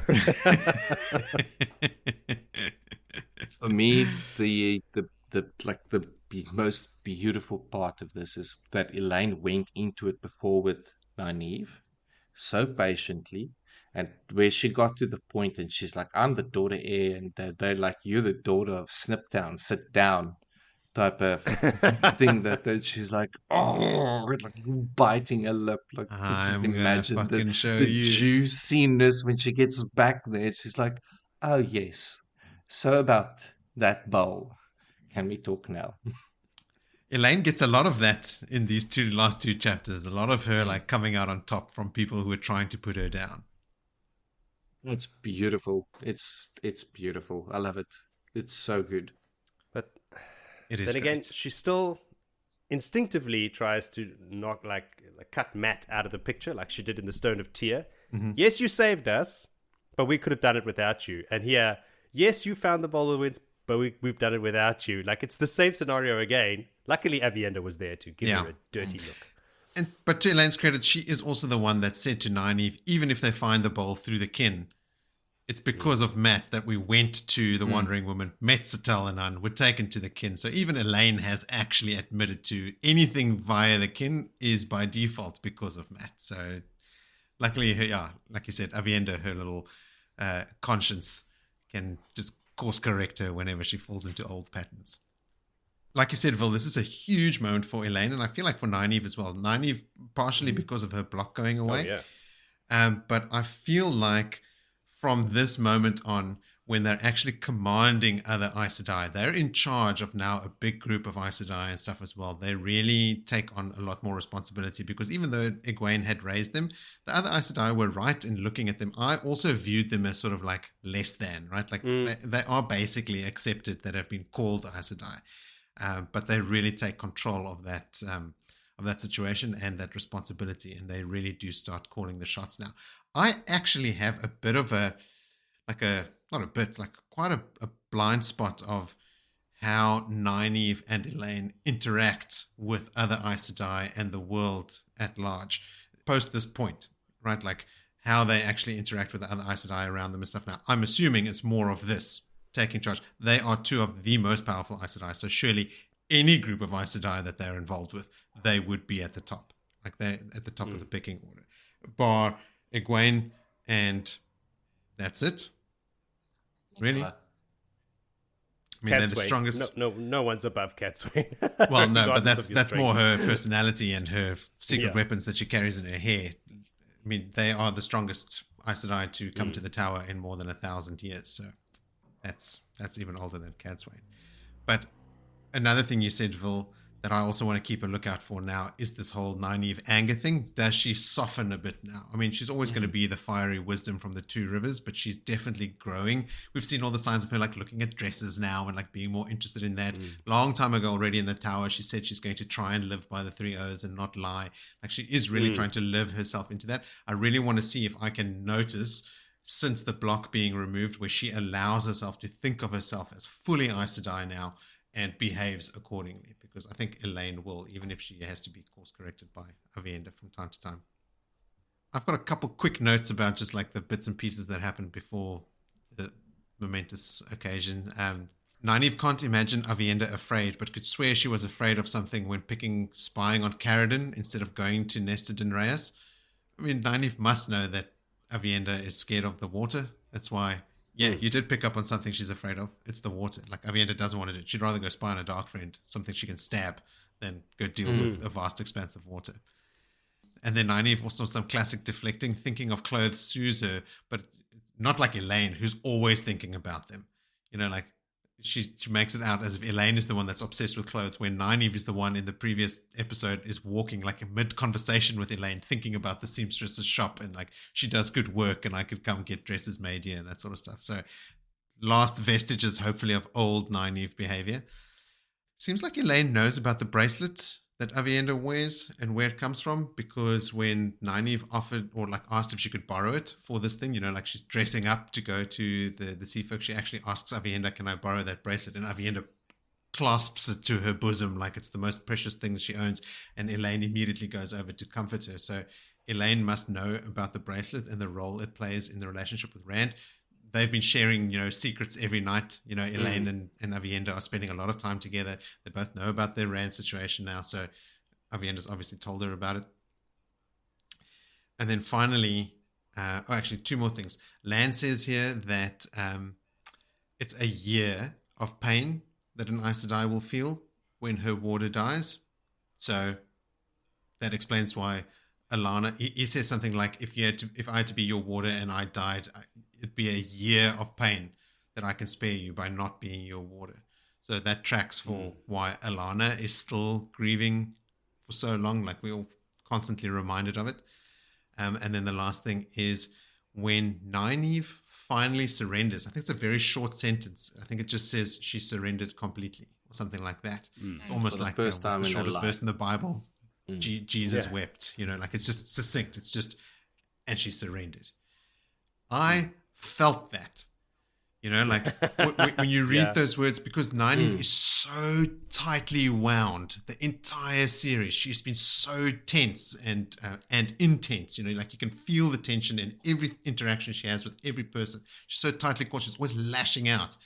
And so when you read that, like, okay, like, she's never let go. She's never surrendered. She has always been holding on to something, even when she's trying to channel and letting herself go and the opening of the flower and all that stuff. She's never been able to do it. And only when faced with certain death did she finally let go. And I thought that was such a cool mechanism and way for her to actually finally break her block. Like, yes, okay, cool. She had always been holding back. She thought she'd been trying, but she was always holding something back. And now finally she didn't. And just like, whew, wipe of the brow. Now we don't have to deal with that anymore, right? Now, Nynaeve, the most powerful female channeler that we know and trust, is able to just channel whenever she wants. Thank fuck. And I mean, I think it's pretty soon after this that things start happening, like the cleansing of the source and the using of the bowl of the winds and like some huge channeling events, which I always found cool, that Rand trusts Nynaeve. She's the only female channeler that he trusts to do these big things with him. So I'm super looking forward to that.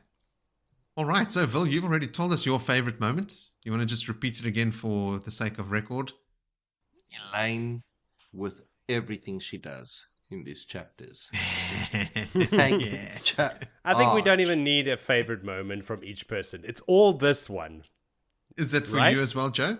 Elayne? Is it not for you? I mean, it is. You. That's what I'm saying. We all have the same favorite moment. I'm pleasantly surprised. I thought you guys might both go for Nynaeve's block, which is huge. It's a big thing, but it's not a great moment. It's like, okay, finally, geez, she got it. Like, and we knew it was coming, right? So that's the point. We knew it was coming. Like on that first read, I mean, I've always loved Nynaeve as a character, more so in the first read than recently, where I've actually been annoyed by a lot of her actions. But on my first read, I think Nynaeve might actually have been my favorite character. My first read being up till the end of, I think, this book. I think Nynaeve is written as such a powerful character in the book that in your first reading, you pick up the strong characters the most, and they dominate it, because as they dominate the people in the context and the text and the scenes, they dominate your mind as well. They overpower the fact that I am here. So Nynaeve was everything in a first read, and every first reader will argue with you like, wow, man, she's the best. And hidden in among all of that areas of strong characters doing very strong things and being very powerful and dominating the story is these other people's going through massive things as well, that you just it's too big a story for one reading. It's more kind of so like much what I'm going on. saying. It is. This, and It is. that's true. why we've the first opinion of everything. The only thing that first opinion still is continuously the same for me is Do Mice Wells, if so just with more horror. But it's even worse than the first time. Okay, finally, Nynaeve's block is broken. It's been such a big story. I'm not going to clap hands and go about it. Cool. It's an event that happened. It's like we knew it was coming. Before the block, it's after the block. There's a set point in time. But seeing this is the new calendar. Elayne go BB and AB. Yeah. Before block and after block. Yeah, totally. To see Elayne become a queen and bring in, we're using the Bene Gesserit voice, like my voice taking control. It would almost be amazing to hear her speak. So good. But yes, it was fantastic. My favorite moment was specifically in the room with the Aes Sedai, like taking control of them. The Kin, I also knew that was coming because we knew who Elayne was. They just didn't know. But when she took control of that room, oh man, that was so cathartic. I mean, like I said, I felt the frustration. That's my favorite moment. Yeah, I felt her frustration, and then she let it all go, and she put them straight in their place because they are infuriating, especially in that scene. I think that we glossed over like the Nynaeve moment because A, we knew it was coming, and B, we didn't remember that thing with Elayne, like the detail of that situation. Yes. I didn't remember that scene at all, so it was like reading it for the first time. Yeah, like I didn't even remember that she took charge of those Aes Sedai in Ibudar. No, so this was all news to me. So I think that's like a bit of why that came out above Nynaeve, although they are both fantastic and pivotal moments. Big pivotal moments, exactly. My honorable mention is, the little matter of Nynaeve's block being lifted. Yeah, that thing. But I mean, we also don't experience her block being gone now and what the effects of it is. Like, there's that will still come, and you're like, oh shit, this is what it means. Like, the power that she has on tap now to do cool shit is not just power that I have to fight with and fight to get and then struggle to maintain. Like, now all of a sudden it's like a budding rose budding out of her. It's just budding everywhere happening. Lots of budding. It's like spring in Budville. Jacob also wrote in with a couple of favorite moments. You might recognize some of these. The first one, though, is a good one. Moghedien being responsible for Nynaeve beating her block is great and a huge turning point for her. Like, thanks, Moghedien. You were trying to kill her. You were like so dead set against Nynaeve, and you are the one that actually got her over her block, which is awesome. And then Jacob has some honorable mentions, 3 of them. Elayne putting the Aes Sedai in their place is amazing and facing off with the Kin. Also her recognizing that these women are also people and don't need to basically worship the Aes Sedai.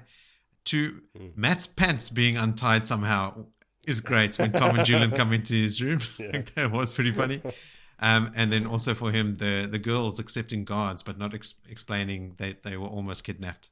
Right. Thanks, Jacob Carradine. I always just think of him as Jacob Carradine. I'm sure he'll take exception to that. I would. To our other listeners not named Jacob, send in your favorite moments, corrections, thoughts, theories, or just say hello. You can do that by using the links to our social media pages in the episode description, where you will also find links to the webpage where you can buy t-shirts, links to the Discord that you can join, or just from the website, leave us a voice message, just like Gerald did at the start of this episode.